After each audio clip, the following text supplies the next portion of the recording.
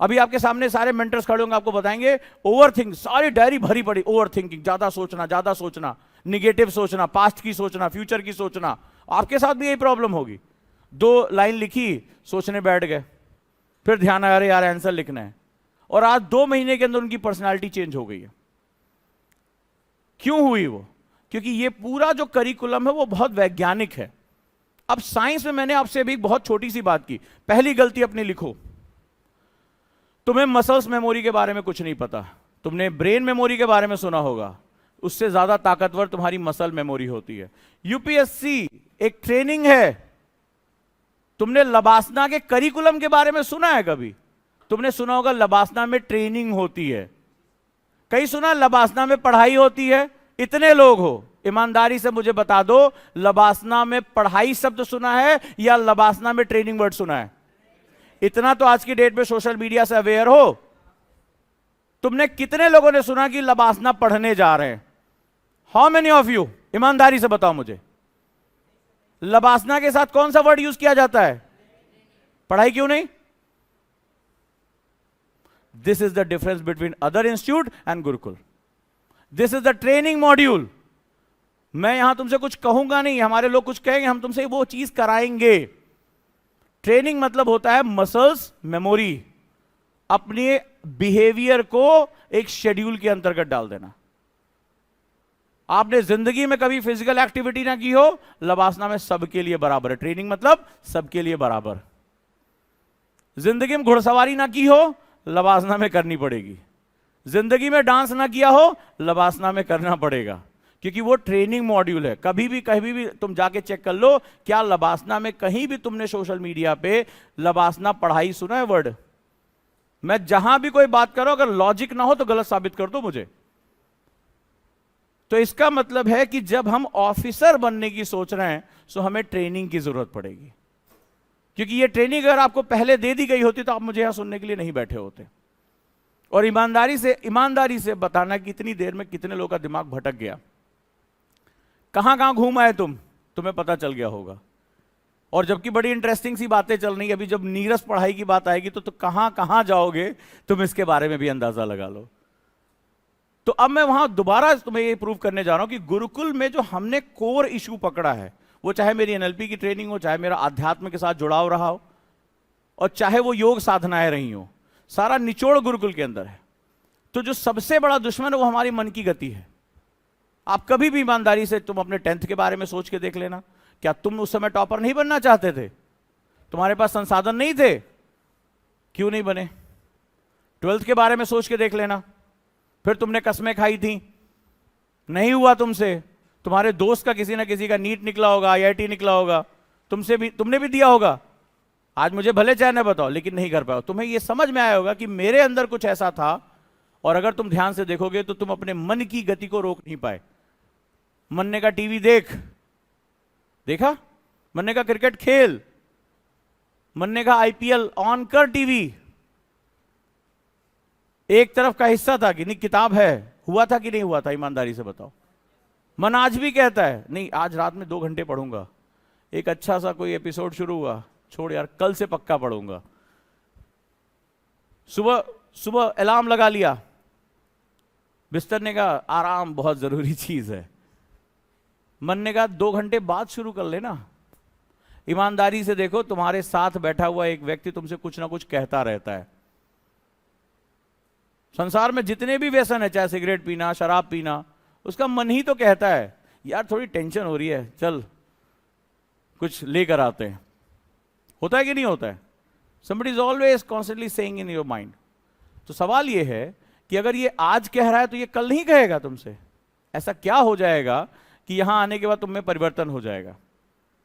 ये कहेगा छोड़ यार ये ओजांग सर 13 घंटे का टाइम टेबल बना के बैठे हैं, जा सिमरन जी ले अपनी जिंदगी, तुम तो जिंदगी जीने निकल जाओगे। तो यहां पे हमारा सारा मॉड्यूल ध्वस्त हो जाएगा।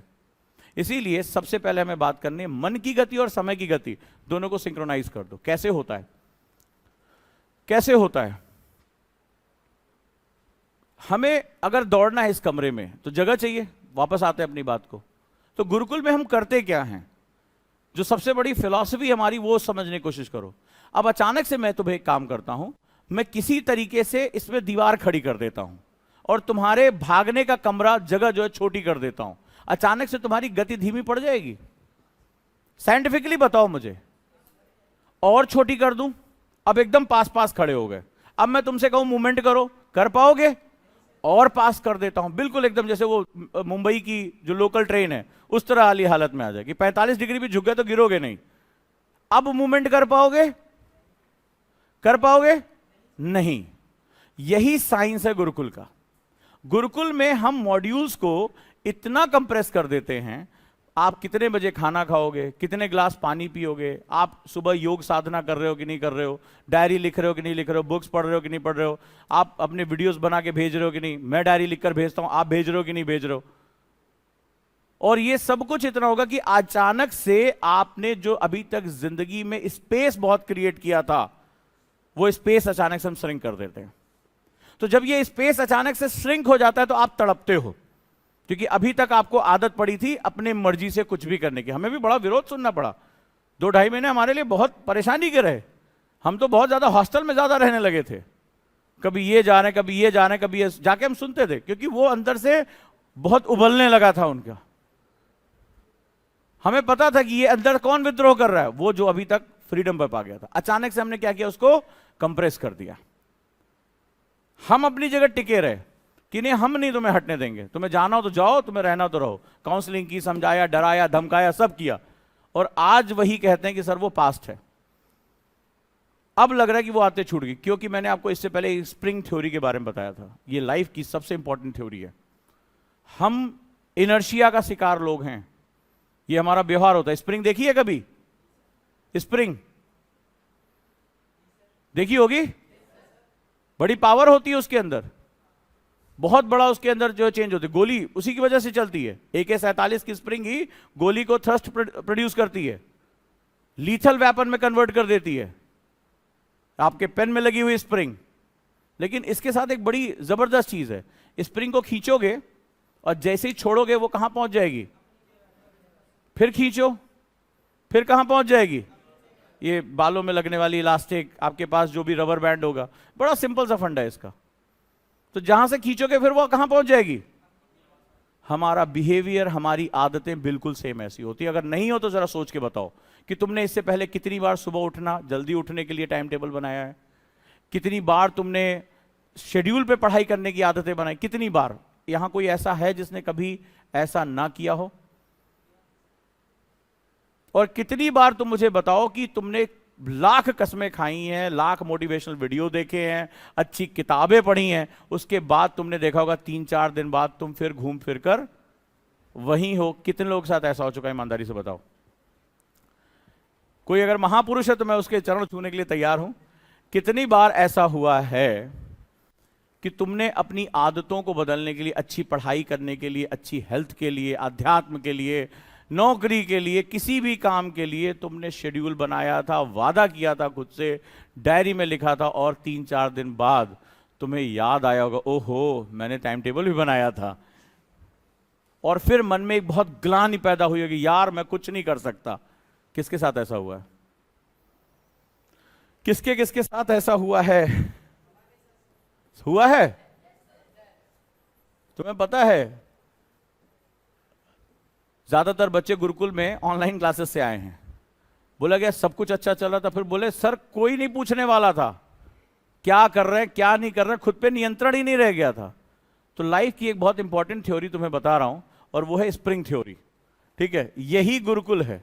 तो गुरुकुल में पहला कॉन्सेप्ट है, हम तुम्हारे टाइम डायमेंशन को बहुत श्रिंक करने जा रहे हैं, तैयार रहो इसके लिए।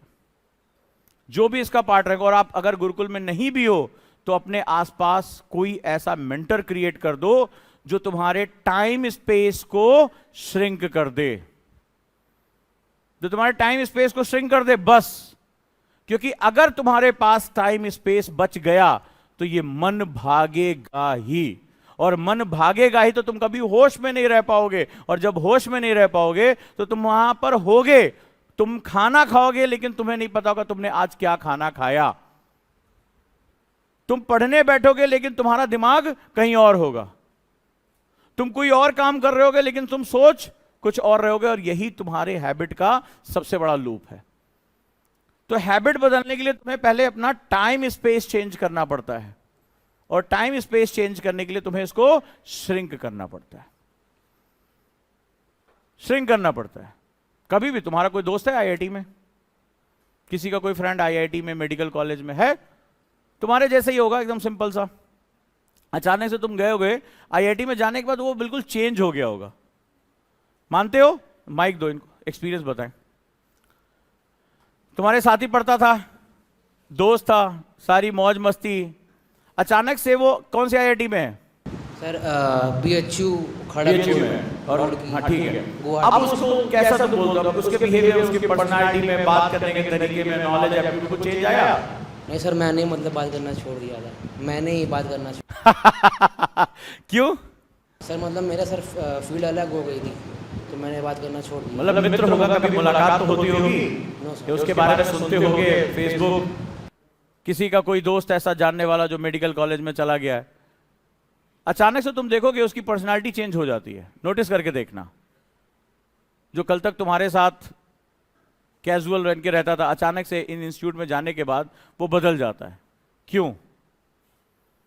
कभी तुमने आईआईटी के करिकुलम्स, एम्स के करिकुलम्स के बारे में जानने की कोशिश की है? वो सबसे पहला जो काम करते हैं वो टाइम स्पेस को श्रिंक कर देते हैं। वहां प्रोफेसर माई बाप है, भगवान है, ब्रह्मा विष्णु महेश के रूप में वहां पे विराजमान है, उनके मुंह से निकली हुई हर बात आपको पूरी करनी है। तो ये डजंट मैटर कि आप सुबह रात में 2 बजे लाइब्रेरी में बैठे हैं, सुबह 7 बजे आप असाइनमेंट कर रहे हैं, उनको इससे कोई लेना देना नहीं है। अगर ये कल सबमिट होगा तो कल सबमिट होगा। तो आईआईटीज में क्या होता है, इतना प्रेशर, सुना होगा ना, प्रेशर बहुत क्रिएट कर देते हैं, इतना प्रेशर क्रिएट कर देती है। वर्ड जो हम प्रेशर वर्ड यूज करते हैं वो प्रेशर नहीं है, वो बेसिकली टाइम स्पेस को श्रिंक करना होता है। तो वो क्या करते हैं, इतना श्रिंक कर देते हैं कि आपका दिमाग भटकने के लिए आपको समय मिलता ही नहीं है। सेमेस्टर पे सेमेस्टर, सेमेस्टर पे सेमेस्टर, इतने पेपर्स देने हैं, असाइनमेंट्स करने हैं, प्रैक्टिकल्स करने हैं, विजिट पे जाना है, विजिट पे भी जाना पड़ता है। तो वो क्या होता है, उनको ये करना पड़ता है, और जब वो करना पड़ता है तो शुरुआत में रोते गाते में उनको समझ में आ जाता है, यार आज हम अपने मन से यहां आए हैं, ये रोना गाना। फिर धीरे धीरे क्या होता है, उनका बिहेवियर चेंज हो जाता है, और धीरे धीरे उसको अडॉप्ट कर लेते हैं, और जिस दिन वो उसको अडॉप्ट कर लेते हैं उसी दिन वो आईआईटीएन हो जाते हैं, या वो एम्स को चले जाते हैं, जहां पे भी जाना है, कोई भी टॉप मोस्ट इंस्टीट्यूट है। आपने जेएनयू का नाम सुना होगा, बच्चे वहां पे बहुत ब्रिलियंट निकलते हैं, आईएएस वाईएएस में छाए रहते हैं। कारण क्या है? वहां ढाबे पे भी चले जाओगे तो वो डिस्कशन कर रहे होते हैं, फॉरेन पॉलिसीज पे, सिक्योरिटी पे, इस पर वो बात कर रहे होते हैं। जहां हम किसी और चीज के बारे में बात कर रहे थे, वहां पे उनका टाइम क्या होता है, इस चीज पे लग जाता है। सो एक्चुअली में ये कुछ और नहीं है, टाइम स्पेस को श्रिंक कर देना है। बिहेवियर को चेंज करने में टाइम स्पेस का सबसे इंपॉर्टेंस होता है। आप कभी आप गुरुकुल में आओगे, आपको ये लगेगा। आज जब शुरुआत में आया, किसी ने कहा सर हमें सब्जी में ये चाहिए, हमें रोटी में ये चाहिए, हमें चावल इतना चाहिए। आज 2 महीने बाद सर से सोने के समय चाहिए, कुछ भी बात ही नहीं हो रही है। खाना ठीक है, एकदम बढ़िया है सर, सबको ठीक मिल रहा है, सब बिल्कुल सी ठीक मिल रहा है। अब उनको ये टेंशन है कि मुझे सोने के लिए पूरा समय मिल जाए। अब उनका ध्यान कहीं है ही नहीं है। कुछ लोग तो ऐसे थे, बोले नहीं हमें रात में भैंस का दूध चाहिए ताजा, हम कहां जाए हॉस्टल में भैंस का दूध लेने। ऐसे ऐसे भी केसेस आए हमारे सामने, हमें दूध के बिना नींद नहीं आती है, किसी को चावल से गला खराब हो जा रहा था, अभी सब ठीक हो गया है 2 महीने के अंदर। वो क्योंकि सबको हम टाइम स्पेस में लेके चले आए। तो आप जहां भी रहें, चाहे आप गुरुकुल में आ रहे हो या आप गुरुकुल के बाहर हैं, आप सबसे पहला काम करिए, अपने टाइम स्पेस को श्रिंक कर दीजिए। अगर आपको खुद को बदलना है, टाइम स्पेस को आप अपने साथ, और ये खुद से नहीं हो सकता। क्यों? क्योंकि टाइम स्पेस के बिना बिहेवियर चेंज नहीं होगा, आपका मन ही नहीं इकट्ठा होगा, ये भागेगा, और जब मन भागेगा तो ये तुम्हें कहीं रहने नहीं देगा। क्योंकि मन को चाहिए ही कुछ ऐसी चीजें जो आपको कुछ ना करने दें। टीवी देखना, वीडियो गेम खेलना, मस्ती करना, चैटिंग करना, क्योंकि मन का संबंध डोपामाइन से है। हमारे दिमाग की एक ऐसी अवस्था जहां में मजा आने लगता है, और पढ़ाई में हमारे सामने, हमारे एजुकेशन सिस्टम में मजा वर्ड नहीं है। पढ़ाई तो मतलब ही हो गया सजा। हमें इतना डराया गया है, हमें बताया गया कि ये किसी एग्जाम को क्रैक करने के लिए होता है। हमें नहीं बताया गया कि इस शिक्षा का उद्देश्य क्या है हमारे जीवन में। तो हम ऐसे ट्रेनिंग लेकर यहां तक पहुंचे हैं। तो उसमें क्या होगा, हमें हमारे दिमाग में डोपामाइन, वर्ड लिखो डोपामाइन, ये वर्ड के बारे में पढ़ना। तुम्हारा दुश्मन यहां बैठा हुआ है, ये तुम्हें जो है असफल कर रहा है। तुमसे तुम्हारी किताबें किसी ने नहीं आज तक फाड़ी, तुम्हारी किताबें किसी ने ना आज तक चुराई हैं, ना तुम्हारे नोट्स किसी ने जलाए हैं। अगर तुम आज तक फेल हुए तो सिर्फ अपनी आदतों की वजह से फेल हुए। ये डोपामाइन तुम्हें ऐसी चीजों के लिए प्रेरित करता है जो शॉर्टकट है। इसीलिए कहते हैं ना कि जो लोगों ने अपने दिमाग पे काबू पा लिया उन्होंने संसार पे काबू पा लिया, और जिन पर दिमाग ने काबू पा लिया वो तो फिर नाचते रहते हैं पूरी जिंदगी में। तो ये सब कुछ यही है, ये बहुत ताकतवर हाथी है। तो हाथी के ऊपर या हाथी के पैर के नीचे? तो जो लोग कंट्रोल करते हैं वो इतिहास रचते हैं, इनोवेशन करते हैं, कुछ नया करते हैं। मुझे नहीं लगता कि ईरा सिंघल के शरीर में कुछ ऐसा था, दिव्य था, कुछ एक्स्ट्राऑर्डिनरी थे। 4 आंखें एक्स्ट्रा दे दी, 4 हाथ एक्स्ट्रा दे दिए। 60% बॉडी नहीं काम कर रही उनकी, 60% बॉडी काम नहीं करती, उनको मूव कराने के लिए 2 लोगों के सहारे की जरूरत पड़ती है। लेकिन अगर वो आईएएस टॉपर बनती हैं तो किस चीज की वजह से? शरीर की वजह से नहीं, दिमाग की वजह से नहीं, क्योंकि 250 ग्राम का तुम्हारे पास भी है और 250 ग्राम का मेरे पास भी है और 250 ग्राम का उनके पास भी है। इंसान के मस्तिष्क की जो भार होता है वो इतना ही होता है। लेकिन उस जैविक मस्तिष्क के अंदर एक और मस्तिष्क होता है जिसे हम लोग विल पावर कहते हैं, दृढ़ता कहते हैं। वो जो विल पावर होता है वही सब कुछ होता है। तो ईरा सिंघल का शरीर 60% नहीं था, दिमाग सेम आपके मेरे जितना ही है, ठीक है। लेकिन क्या चीज थी? वो थी उस मस्तिष्क को नियंत्रित करने की पावर, कि मेरा दिमाग मुझे नहीं नियंत्रित करेगा, मैं अपने दिमाग को नियंत्रित करूंगी। ये विल पावर जो होती है वो सारा सीन चेंज करके रख देती है। क्योंकि अगर ये चीज हो गई तो इसमें सबसे बड़ी बात जानते हो क्या होगा? तुम्हारा सराउंडिंग तुम्हारे लिए नलीफाई हो जाएगा। तुम गरीब के घर में पैदा हुए, मैटर नहीं करता। तुम हिंदी माध्यम से एग्जाम दे रहे हो, मैटर नहीं करता। तुम्हारे सामने लाख मुश्किलें हैं, मैटर नहीं करता। मैटर सिर्फ उस समय एक ही चीज करता है, मैं और मेरा मकसद, बस, और कुछ नहीं संसार में। और ये अवस्था तुमने अगर प्राप्त कर ली तो फिर उसके बाद तो सिर्फ दिन गिने जाएंगे कि कितना समय लगना है इस सफलता को प्राप्त होने में। वो अपने आप आएगी, क्योंकि इसी के बाद एक अवस्था तैयार होती है जिसके बारे में तुम लोगों ने बहुत आजकल पढ़ा होगा, द सीक्रेट बुक में, लॉ ऑफ अट्रैक्शन पढ़ा है। बड़ी बड़ी बातें होती हैं कि जिस चीज को सोचो उस चीज को पालोगे, XYZ, बहुत बड़ा इसका विज्ञान है, बहुत बड़ी चीज बनी। तो अगर सोचने से वो मिल जाता तो शेख चिल्ली दुनिया का राजा होता, क्योंकि वो सोचता बहुत था, सपने बहुत देखता था शेख चिल्ली। कहते हैं ना, शेख चिल्ली के ख्वाब मत देखो। तो हमारे यहां जो ज्यादा सो रहे हैं वो तो आईएएस टॉप करते। सोचने से कोई चीज प्राप्त नहीं होती है। जो मैंने अभी आपको बताया कि हमारे मस्तिष्क में एक अवस्था होती है, नियंत्रित मस्तिष्क। उस अवस्था को टच करने के बाद, उस फेस को टच करने के बाद चीजें तुम्हें मिलती हैं। जब तुम्हारा मस्तिष्क तुम्हारी पकड़ में आ जाता है, जब तुम्हारा मस्तिष्क तुम्हारी पकड़ में आ जाएगा, तभी तुम जो है इस संसार में कुछ पा पाओगे। क्योंकि सोच तो हर डायरेक्शन में जा रही है। तो सबसे पहला तुम्हें स्टेप क्या लेना अपनी तैयारी में? टाइम स्पेस को रिड्यूस कर देना है।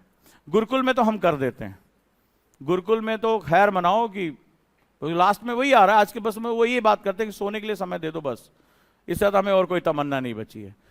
अब दूसरी जो सबसे इंपॉर्टेंट चीज है, जब टाइम स्पेस के साथ अब इतना हमें पता चल गया तो हम अपने आप को बदल क्यों नहीं पा रहे हैं? क्योंकि हम यहां किस लिए आए? अपने आप को चेंज करने के लिए। ये चेंज क्यों? क्योंकि अगर आपको ये बात पता होती कि यूपीएससी जो चीज चाहता है अगर आपके अंदर वो है तो आप यहां नहीं आते। सॉरी टू से, बट आप इस समय अपने कमरे में बैठ के पढ़ रहे होते। अगर आप यहां आए हैं तो इसका मतलब है आपके अंदर एक चाहत ऐसी है जो कह रही है कि मुझ में इस चीज की कमी है। ऑनेस्टली सही कह रहा हूं या गलत कह रहा हूं? बोलोगे तो मुझे लगेगा मैं जिंदा लोगों को पढ़ा रहा हूं।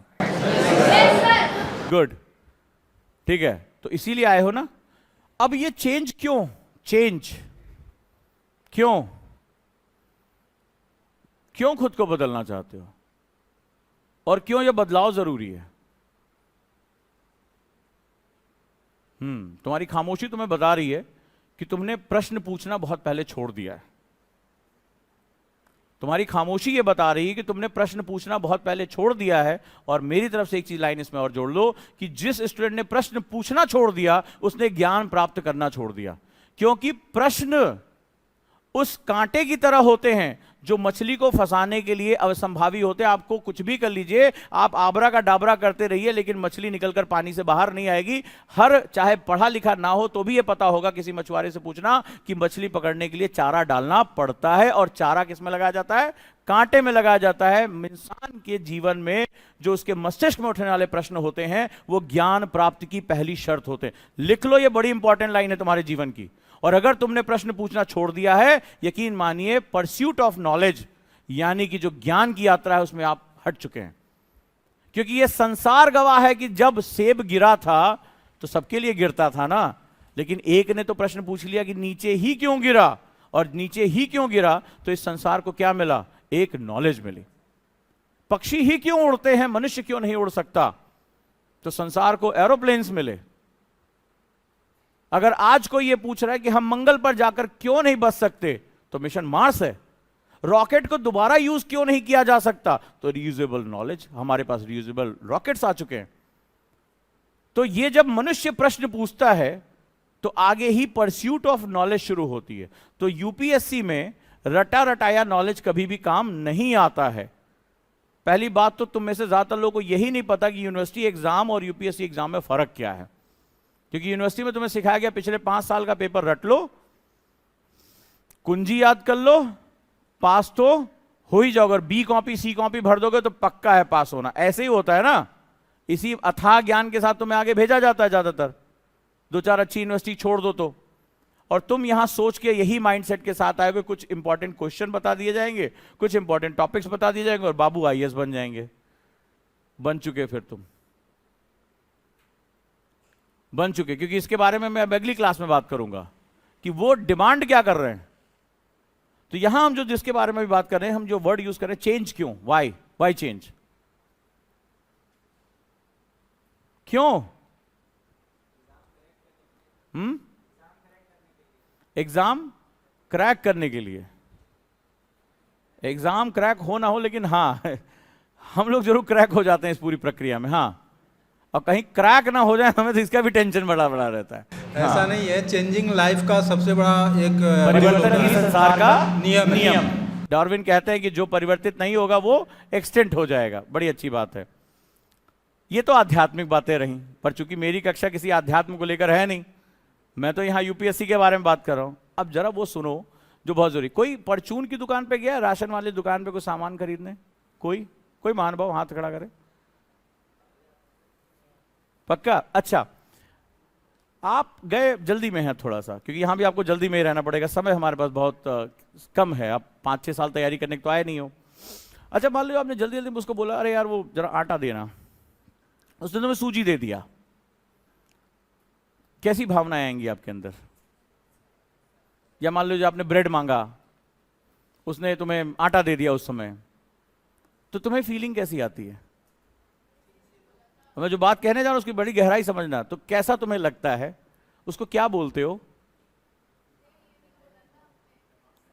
हमने ये नहीं बोला था। कुछ लोग और भी अच्छी भाषा का प्रयोग करते हैं। बहरा क्या, या दिमाग ढीला है? क्या मांग रहा हो, क्या दे रहा है? गुस्सा करते हो, इरिटेशन होती है, और आप असंतुष्ट हो जाते हो। होते हो कि नहीं?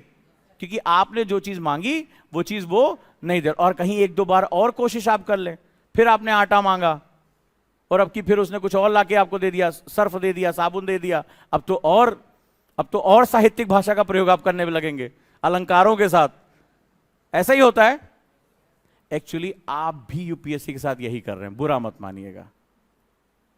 तो जैसे आपके जीवन में संतुष्ट करने के लिए डिमांड और सप्लाई बड़ी इंपॉर्टेंट है कि जो आप मांग रहे हैं निश्चित समय पे वो आपको दिया जाए। तो तुमने कभी यह पूछा कि जिस एग्जाम की मैं तैयारी कर रहा हूं वो मुझसे क्या मांग रहा है?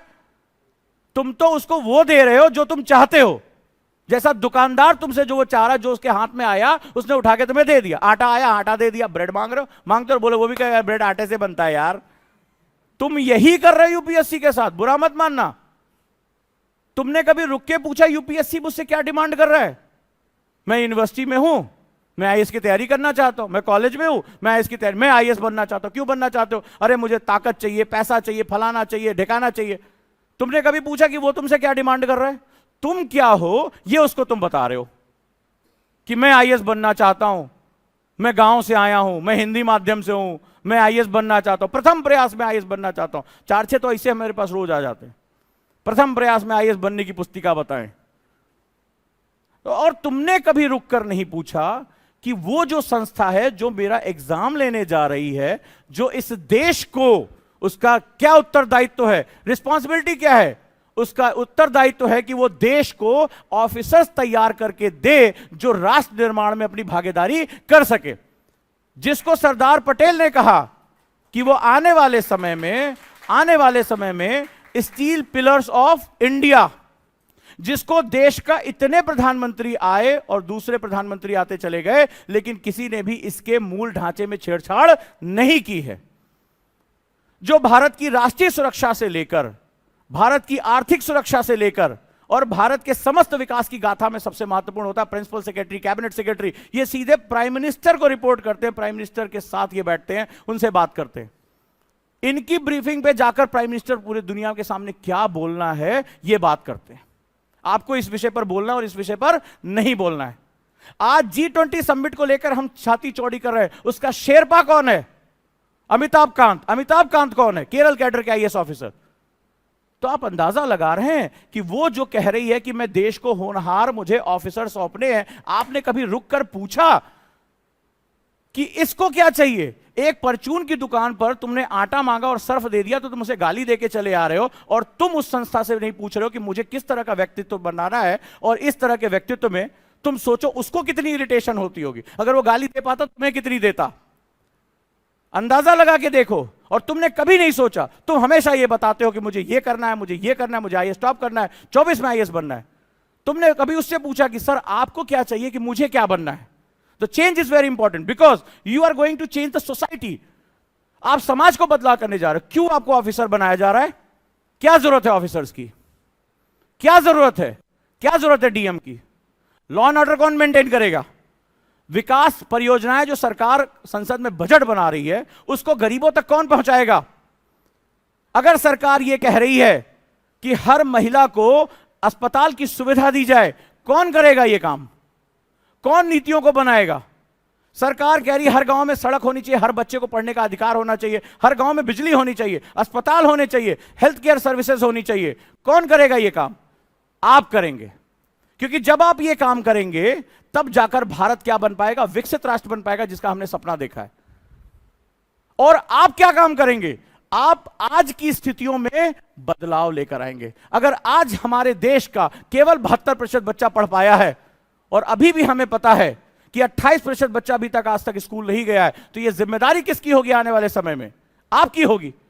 सरकार आपसे कहेगी अपने अपने जिलों में, अपने अपने क्षेत्र में इन बच्चों को स्कूल भेजने की व्यवस्था करिए, तरीके निकालिए, एनरोलमेंट बढ़ाइए। अगर ओपन डिफिकेशन, खुले में शौच की व्यवस्था है, गलत है, तो इसको रोकिए। तो आप क्या करेंगे? उस स्थिति में बदलाव करेंगे। और बदलाव आपको उस स्थिति से बदलना पड़ेगा, सोचना पड़ेगा। एक कह रहा है कि नहीं भैया हम जब तक खेत में नहीं जाएंगे पेट साफ नहीं होता है। अब गांव का आदमी ऐसे ही बात करता है, बोले बाप दादाओं के जमाने से चले। अब आपको बताना है कि सरकार ने एक स्वच्छ भारत अभियान शुरू किया है, ओपन डिफिकेशन के, हमें जो है इसके विरुद्ध में एक अभियान चलाना है। अब उस आदमी पे आप लाठी नहीं चला सकते, लेकिन उसके व्यवहार में आपको परिवर्तित करना है। उसको बताना है कि इससे क्या क्या नुकसान होते हैं। देश के 40% पैसा सिर्फ इन वेक्टर जनित बीमारियों की वजह से लोगों की मौतें हो जाती हैं। ये स्वच्छता अगर हो जाए तो हमारा देश का कितना पैसा बच सकता है, हमारे गांव के लोगों का कितना स्वास्थ्य अच्छा हो सकता है। एक किसान अंधाधुंध यूरिया फेंके जा रहा है, उसको बताना होगा इससे तुम्हारी मिट्टी खराब हो जाएगी। सिर्फ यूरिया की नहीं जरूरत है, पोटाश की भी जरूरत है। तुम्हें बताना होगा कि केंचुए अगर तुम्हारे खेत में रहेंगे तो ये तुम्हारे किसान मित्र हैं। तो तुम्हें अपनी जेब से पैसा खरीदने की जरूरत नहीं है, तुम्हें बस केवल पर्यावरण को समझने की जरूरत है। अगर ऐसा तुम कर पाते हो तो क्या कर पाओगे? तुम उसके जीवन में परिवर्तन लेकर आओगे। उसके जीवन में जब परिवर्तन आएगा तो समाज में परिवर्तन आएगा। जब समाज में परिवर्तन आएगा तो राष्ट्र में अपने आप परिवर्तन आ जाएगा। और परिवर्तन का मतलब होता है प्रगतिशील हो जाना, अपनी अवस्था को बदल देना। जिस अवस्था में आज आप बैठे हो उस अवस्था से आगे निकल जाना। लेकिन शर्त क्या है? शर्त एक बहुत बड़ी आ गई है कि जो खुद में चेंज नहीं ला सकता, अपनी सोने की आदतें, जागने की आदतें, खाने की आदतें, लिखने की आदतें, पढ़ने की आदतें, ध्यान लगाने की आदतें, याद करने की आदतें, एक आदर्श व्यक्तित्व की आदतें, जो खुद को नहीं बदल सकता वो राष्ट्र को बदल पाएगा? बदलाव की शक्ति उसके अंदर आएगी। अगर गांधी अपनी पत्नी के खिलाफ अनशन में बैठ सकते हैं कि चलो अब हम किसी और से मैला नहीं उठवाएंगे, हम मैला खुद उठाएंगे, पत्नी ने कहा ऐसा नहीं होता, पत्नी के खिलाफ अनशन में बैठ गए टॉलस्टॉय आश्रम में। सही हूं मैं? पत्नी के खिलाफ अनशन पे बैठ गए कि तुम अब अपना टॉयलेट खुद साफ करोगी। और जब उस आदमी ने अपने घर में यह सुधार किया तो पूरे राष्ट्र को बताया कि सर पर मैला ढोना एक अपृश्यता, एक पाप है। तब जाकर यंग इंडिया में लिखा और उनकी बात को पूरे देश ने उठाया कि गांधी बाबा ने पहले खुद के घर में परिवर्तन किया, तब जाकर राष्ट्र में परिवर्तन हो पाया। तो सवाल है कि यह लीडरशिप का एग्जाम है, यह परिवर्तन का एग्जाम है। और जो खुद को नहीं बदल सकता वो राष्ट्र को क्या खाक बदलेगा? मेरी बात का कोर यही है। तो सबसे पहले तो ये बात करो कि चेंज देश में लेकर आएंगे। क्यों आईएएस बनना चाहते हो? देश बदलना चाहते हैं। अच्छा, पुराने बिस्तर पे सो रहे, चद्दर तुमसे बदली ना जा रही है, ठीक है, और तुमसे देश बदला जाएगा। तुमसे कहा जा रहा है कि सुबह 6 बजे जल्दी उठो, एक्सरसाइज करो, डायरी लिखो, रीडिंग करो, वो तुमसे हो नहीं रहा है तो और तुम चल रहे हो देश बदल ले। बातें कहां तक हम करते हैं? और फिर तुमसे कहा जा रहा है कि परचून की दुकान पे तुम जा रहे हो, आटा मांग रहे हो, सूजी दे रहा है तो तुम गाली दे रहे हो उसको। और तुमसे यूपीएससी क्या मांग रहा है? एक ऑफिसर का व्यक्तित्व तो मांग रहा है, क्योंकि उसको जिम्मेदारी है कि राष्ट्र को एक बेहतरीन ऑफिसर सौंपेगा, वो जो इस देश में चेंज लेकर आएगा। और तुम उसे क्या दे रहे हो? एक यूनिवर्सिटी की माइंडसेट दे रहे हो उसे कि भैया हम 5 साल की कुंजी पढ़ के पास हुए हैं, हमें ऐसे आईएएस बना दो। लोग घूम रहे 6-6 महीने में आईएएस बनने के चक्कर में घूमते हैं। कोई एक ऐसी किताब ढूंढते हैं, कोई ऐसा लेक्चर ढूंढते हैं, कोई ऐसा टीचर ढूंढते हैं। कई कोचिंगें होती है ना, लिख देती हैं पहले से 10 तक सारे स्थान हमारे। एक दिन टोटल 4-5 जगह जोड़ लेना, पागल हो जाओगे। बोले अच्छा, बाप रे बाप, 1500-1600 सिलेक्शन तो इन्हीं के यहां सुबह हैं, सीटें 800 थी। बाकी दूसरे ग्रह का भी सर्विस का एग्जाम यही कराते हैं, तुम्हें नहीं पता शायद। मंगल एडमिनिस्ट्रेटिव सर्विसेज, शुक्र एडमिनिस्ट्रेटिव सर्विसेज, सारे एग्जाम यही कराते हैं, क्योंकि 900 सीटों को ये 1600 कैंडिडेट टोटल दिखा देते हैं, सब इन्हीं के यहां से आए हैं। आप कभी कुछ के क्वेश्चन नहीं पूछते, क्योंकि आप उसके बारे में बात कर रहे हैं, आप खुद के बारे में बात नहीं कर रहे हैं। सो आप जो गुरुकुल में हम यहां जब बात कर रहे हैं तो हम सबसे पहले आपके चेंज की बात कर रहे हैं कि आप बदल जाइए, आपका व्यवहार बदल जाए, आपके तरीके बदल जाएं, तभी जाकर आप सही मामले में किसी और में परिवर्तन लेकर आ पाओगे। और इसके लिए तुम्हें समझना पड़ेगा कि यूपीएससी आपसे क्या चाह रहा है। यह एग्जाम ही बिल्कुल अलग है। कभी पढ़ा नोटिफिकेशन इसका? कहीं लिखा है कि आप जब फर्स्ट डिवीजन हो गए 12th में तभी आप फॉर्म भर सकते हैं? लिखा जरूर होगा। इन्फोसिस का जाके डालना, इन्फोसिस में नौकरी पाने के लिए डालना, तो उसमें बताते हैं कि इंग्लिश में 60% होने ही चाहिए आपके, तभी आप जो है अप्लाई कर सकते हैं। करके देखना। एक सॉफ्टवेयर इंजीनियर बनने के लिए मुझे 60% चाहिए मार्क्स, और एक आईएएस बनने के लिए मुझसे कुछ नहीं पूछ रहा है। इंग्लिश आनी चाहिए, नहीं आनी चाहिए, कुछ कोई बात ही नहीं कर रहा मुझसे। कह रहा है सिर्फ आप यूजीसी रिकॉग्नाइज कहीं से भी भारतीय अनुसूची की किसी भाषा में, मराठी में पढ़े हो, उड़िया में पढ़े, कहीं से भी पढ़े हो, इतना क्यों लिबरल, इतना ज्यादा छूट क्यों दे रहा है वो? कहता भाई देश का सबसे टॉप मोस्ट आपको ब्यूरोक्रेट बनना है तो पहली तो शर्त यही रखो कि पहले छांट के 80% ही नीचे वाले फॉर्म ही ना भर सकें। होना चाहिए था कि नहीं होना चाहिए था? फलानी फलानी शर्तें पूरी होनी चाहिए थी, तब जाकर आप आईएएस का फॉर्म भर सकते हो। वो तो कुछ नहीं कह रहा है, कहीं पूछ ही नहीं रहा है कि आप ओपन यूनिवर्सिटी से पढ़ के आए हो, आप फलानी जगह से पढ़ के आए हो। वो कह रहा है तुम कहीं से पढ़ के, तुम आईआईटी से पढ़ के आओ, लंदन से पढ़ के, हमें कोई लेना देना नहीं है। ये रहा मेरा क्राइटेरिया, इसको अगर तुम पूरा कर देते हो तो आपका स्वागत है। इससे पहले कि तुम्हारे अतीत के बारे में मुझे कोई लेना देना नहीं। तो आपने कभी सोचा कि ऐसा क्यों किया उसने? अगर ये वाकई में केवल एक परीक्षा होती, केवल एक एग्जाम होता, तो सभी एग्जाम्स की तरह इसका एक स्टैंडर्ड होना चाहिए था। आप में से किसी ने सीए की तैयारी की होगी, सीपीटी के बारे में आपको पता होगा कि इतने पेपर में इतने मार्क्स होने चाहिए तभी आप नेक्स्ट लेवल पे जाओगे। आईआईटी जेईई में तुमने पढ़ा होगा कि एडवांस में करने के लिए इतना तुम्हारे पास होना चाहिए। हर जगह क्राइटेरिया है कि नहीं है? इसमें क्यों नहीं है? इसमें क्यों नहीं है? क्योंकि जिसे तुम एग्जाम कह रहे हो वो है ही नहीं एग्जाम। क्योंकि एग्जाम में हमारे देश में माइंडसेट होता है कि these are the set of books, ये मेरा डोमेन है। आईआईटी वाला बायो पढ़ेगा, वो मैथ पढ़ेगा, फिजिक्स पढ़ेगा, केमिस्ट्री पढ़ेगा, वो बायो पढ़ेगा नीट वाला। इसमें कहना कुछ भी पढ़ना पड़ सकता है तुम्हें। तो ये एग्जाम ही बिल्कुल अलग है। ये एग्जाम के लिए वो कहता है कि पहले खुद को तैयार करना पड़ेगा तुम्हें। You are your own syllabus. लिख लो, ये लाइन बड़ी अच्छी है। You are your own syllabus. तुम खुद का पाठ्यक्रम हो। ये बाकी जो दिया जा रहा है वो उसके साथ चिपकाया जाएगा। You are your own syllabus, तुम खुद का पाठ्यक्रम हो। I am my own syllabus, what is the meaning of this? क्या मतलब है? एग्जाम्पल लेते हैं। एक समाज का हिस्सा हो, ठीक? समाज में गए, एक समाज की इकाई के रूप में तुमसे क्या उम्मीद की जाएगी? एक राष्ट्र के, we the people of India, जो हमारे बारे में बात कही गई, वी, हम भारत के लोग, एक लोग में क्या गुण होना चाहिए? क्या गुण होना चाहिए? तुम स्वयं अपना पाठ्यक्रम हो, प्रूव कर देता हूं भी तुम्हें। तुम जैसे तुम कोई अंधेरा देखो, चद्दर बिछा लो, ऐसे जोर से करना शुरू करो, आ जा जा जा, भूत प्रेत आत्मा, इसके बारे में तुम खूब बात करो। ऐसा करना चाहिए तुम्हें? नहीं। फिर तुम्हें क्या करना चाहिए? तुम्हें वैज्ञानिक सोच को बढ़ावा देना चाहिए, है ना? जहां भी तुमने कोई मॉन्यूमेंट देखा, तुरंत पहुंच गए वहां खोदने के लिए उसको। पहले तो जिसके मुंह में कुछ पड़ा रहता है पहले कोना देके पहले थूक ले उस पर। एक नई जो है वो माउथ पेंटिंग हम डेवलप कर दें। हमें यह करना चाहिए, हमें देश को साफ रखना चाहिए।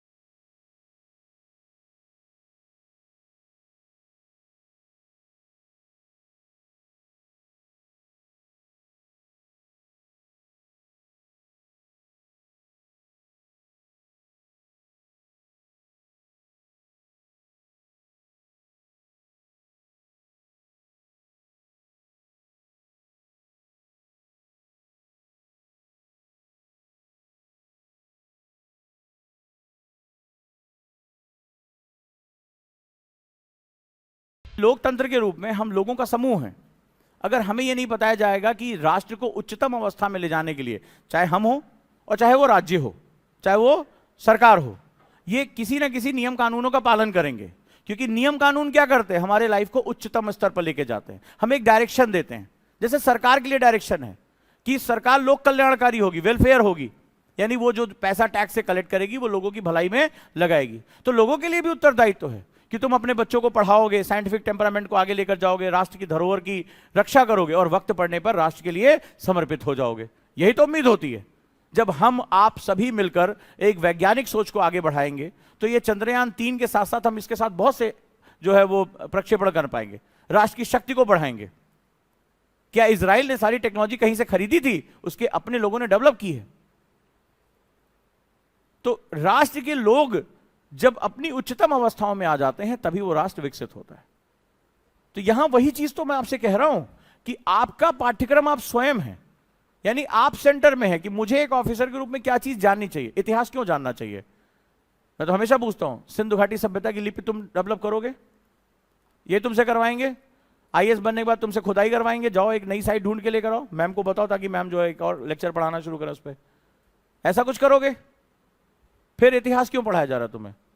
और साइंस वाले को भी, कॉमर्स वाले को भी, सबको हिस्ट्री पढ़ाई जा रही, क्यों पढ़ाई जा रही है?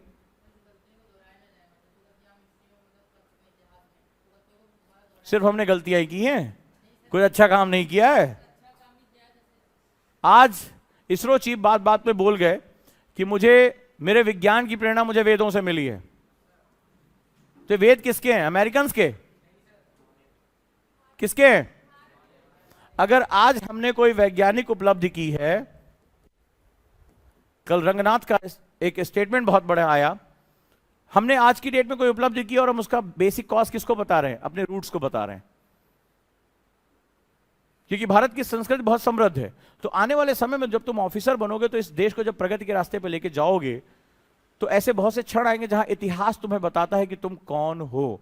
इतिहास कुछ और नहीं, हमें हमारी जड़ों से परिचित कराता है।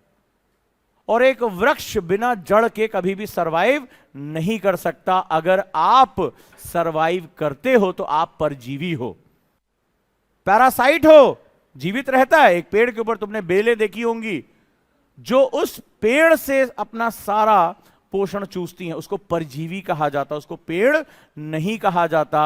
वृक्ष की अपनी जड़ें होती हैं और इतिहास हमें हमारी जड़ों से अवगत कराता है। और इतिहास भी गवाह, और वर्तमान में तुम अगर जाके देखोगे, वट वृक्ष यानी बरगद के पेड़ को बहुत विशाल कहा जाता है, सालों साल ये टिका रहता है। मानते हो ना बरगद के पेड़, बैनियन ट्री? क्योंकि उसकी जड़ें सबसे ज्यादा विस्तार लेती हैं। ये जितना ऊपर फैलता है उतना नीचे भी फैलता है। तो जिस वृक्ष की जड़ें जितनी गहरी और मजबूत होंगी, उसके इस समय चक्र में ज्यादा देर तक टिके रहने की संभावना बढ़ जाएगी। इसी को सनातन संस्कृति हम आम भाषा में कहते हैं। सनातन का मतलब होता है कॉन्टिन्यू, कॉन्टिन्यूअस चलने वाला। यह किसी एक धर्म की संस्कृति नहीं है, जो सतत है, जो लगातार है, जो कॉन्टिन्यूअस है। तो अगर जब हम इस बात के बारे में बात करते हैं, आपको कैसी फीलिंग आती है जब यह पता चलता है कि यह सिद्धांत भारतीयों ने हजारों साल पहले सर्च कर लिया था? आपके अंदर फीलिंग कैसी आती है? शर्म की? गर्व की? पक्का कोई है ऐसा यहां पे कि जब उसे पता चलता है कि अतीत में हम भारतीयों ने ऐसी इकोनॉमी डेवलप की थी, ऐसा ज्ञान विज्ञान डेवलप किया था, तो कैसी फीलिंग आती है उस समय? बोलने में शर्म आ रही है? प्राउड की फीलिंग आती है। और यह गर्व किसको? हम भारतीयों को। तो जिस देश का निवासी उस देश का निवासी होने के कारण गर्व महसूस करता है, वो राष्ट्र अपने आप उत्थान करने लगता है। क्योंकि राष्ट्र की शक्ति लोगों में निहित होती है। राष्ट्र एक भौगोलिक अवधारणा नहीं है, राष्ट्र एक जीवंत अवधारणा है। आप राष्ट्र हैं, मैं राष्ट्र हूं। हमारे द्वारा किया जाने वाला हर वह कार्य इस राष्ट्र को समर्पित है, चाहे वो अच्छा हो चाहे वो बुरा हो। हमारे सैनिकों ने बंदूक उठाई, सर्जिकल स्ट्राइक किया, क्योंकि हमारे ऊपर आक्रमण होने की संभावना बढ़ चुकी थी। हम इसलिए यहां सेफ बैठे हैं। तो हम सभी राष्ट्र के निर्माण में लगातार कार्य करें। और यह इतिहास हमें सिखाता है कि जब राष्ट्र के लोग अपनी धरोहर, अपनी संस्कृति पर गर्व करते हैं, तो राष्ट्र बहुत तेजी से उत्थान करने लगता है। क्योंकि हमारे कार्य किसके लिए जुड़ जाते हैं? राष्ट्र के लिए। और इजराइल का इतिहास उठा के देख लो, उनको सिखाया जाता है कि यहूदी दुनिया में कहीं भी है, उनके साथ हुए वाले होलोकॉस्ट को कभी भूले नहीं, वो हमेशा याद रखते हैं, इसीलिए पूरी दुनिया पर राज करते हैं। उनकी संख्या बहुत कम है, लेकिन उनकी ताकत बहुत बड़ी है। एग्जाम्पल लिया था, मार्क जुकरबर्ग के बारे में पढ़ लेना।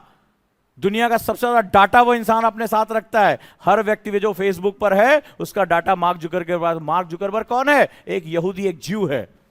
अब अंदाजा लगाओ कि तुम हंस रहे हो, बोल रहे हो, हाय कर रहे हो, बाय कर रहे हो, उस आदमी को सब कुछ पता है। और डाटा इज एवरीथिंग।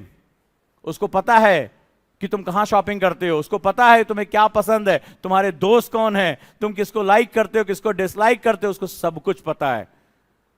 तो उसकी ताकत का अंदाजा लगा के देखो वो कितना बड़ा है। और वो एक यहूदी है। मजेदार बात है। तो ये जो नेशनलिज्म होता है उसके पीछे राष्ट्रीय धरोहर के बारे में पता होता है। और आप देखिए चंद्रयान-3 जब छोड़ा गया तो रिकॉर्ड भारतीयों ने इस घटना को देखा। किसी ने झंडे लहराए, किसी ने फूल मालाएं की। क्यों ऐसा हुआ? क्योंकि आज हम भारतीयों की चेतना जागृत हो गई। किसी को याद है चंद्रयान-1 कब छोड़ा गया था? क्या हुआ था उन दिनों?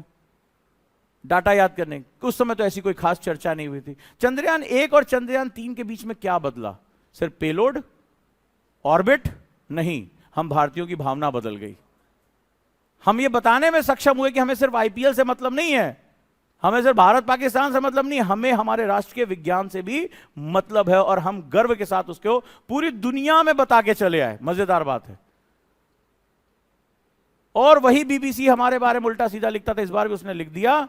इस बार बीबीसी को नानी याद दिला दी हमने। ये होती है राष्ट्र की ताकत। और बहुत बड़े समय के बाद हम अपनी पुरातन संस्कृति, पुराने विज्ञान के बारे में खुलकर लिखने लगे हैं, खुलकर बोलने लगे हैं कि हमारा था, हमसे चुराया है, हमारा था, हमने हमसे चुराया है। पिछले साल यूएस में योग की जो संख्या है 64% बढ़ गई। 64% की ग्रोथ है योग अपनाने वालों की यूएस में, अमेरिका में। ये हमारे पास है और आज हमें कहने में कोई शर्म नहीं आ रही। हजारों सालों से तो हम कहीं नहीं पाते थे, शर्म आती थी। क्योंकि सरकार के कहने से नहीं होगा।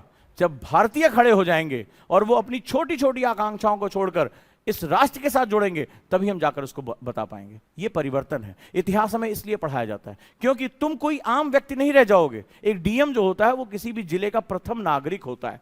उसके द्वारा की गई चीजें और उसके द्वारा बताए गए आचरण हजारों लोग फॉलो करते हैं।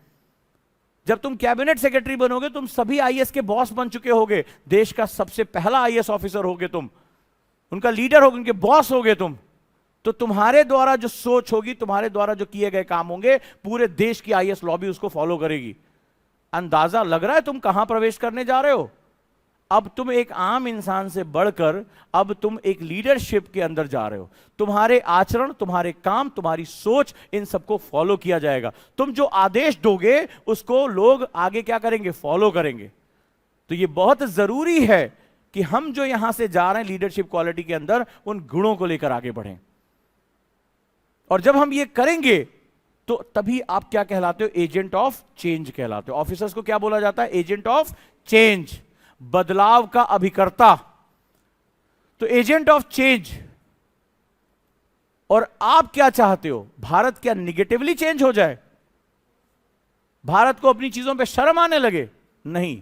जब आप आगे बढ़कर पूरी शिद्दत के साथ उसको बता पाओगे कि ये चेंज कितने पॉजिटिव हैं,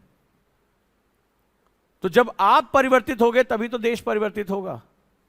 तो सबसे पहले इस पूरी प्रक्रिया में हम जो करने जा रहे हैं वो करने जा रहे हैं, सबसे पहले आपका टाइम स्पेस श्रिंक करने जा रहे हैं। और ये उसकी पहली जो है सीढ़ी है। आप कितने घंटे लाइब्रेरी में बैठेंगे? ये दिल्ली नहीं है कि आप लाइब्रेरी में गए, एसी चला के सर डाउन करके सो गए। यहाँ मेंटर बैठता है, वो आपको बताएगा। सीसीटीवी कैमरे लगे हैं। मैं पहुंच जाता हूं और उस समय अगर कोई कमरे में रहा तो फिर वो अपने जवाब के लिए तैयार रहता है। यानी जो टाइम आपका लाइब्रेरी में बैठने का, तो आप लाइब्रेरी में बैठेंगे। जो क्लास का टाइम है वो क्लास में। छोटे बच्चों की तरह अटेंडेंस लगती है यहाँ पे, तो बच के नहीं भाग सकते। संडे भी छुट्टी नहीं होती है, संडे आपको टेस्ट देना पड़ता है, ठीक है। उसके बाद योग की क्लासेस, आपकी ध्यान की क्लासेस होती हैं, आपको ध्यान लगाना पड़ता है। फिर आधे दिन की छुट्टी मिलती है, आपको जो करना है, जा सिमरन जी ले अपनी जिंदगी वाला हमारा हिसाब किताब, वो आधे दिन का आपका टाइम है, इससे ज़्यादा नहीं। फिर मंडे से आप तैयार हो जाते हैं। क्लियर है? ये हमारा एक शेड्यूल होता है। तो सबसे पहले हमने शुरू किया टाइम स्पेस को श्रिंक करना। सोचने का समय ही नहीं देना है, सब कर रहे हैं, आपको भी करना है। तो पहला परिवर्तन यहां से आता है। दूसरा हमने जो शुरू किया है वो हमने शुरू किया स्प्रिंग थ्योरी से। ये स्प्रिंग बहुत खतरनाक है, पावर तो बहुत है इसके अंदर, लेकिन हम मोस्ट ऑफ द टाइम अपनी पावर को निगेटिव लगाते हैं। अंदाजा लगाओ, वेब सीरीज कौन कौन देखता है मन से? ईमानदारी से बताना, झूठ मत बोलना। Video game, web series, match, सास बहू सीरियल,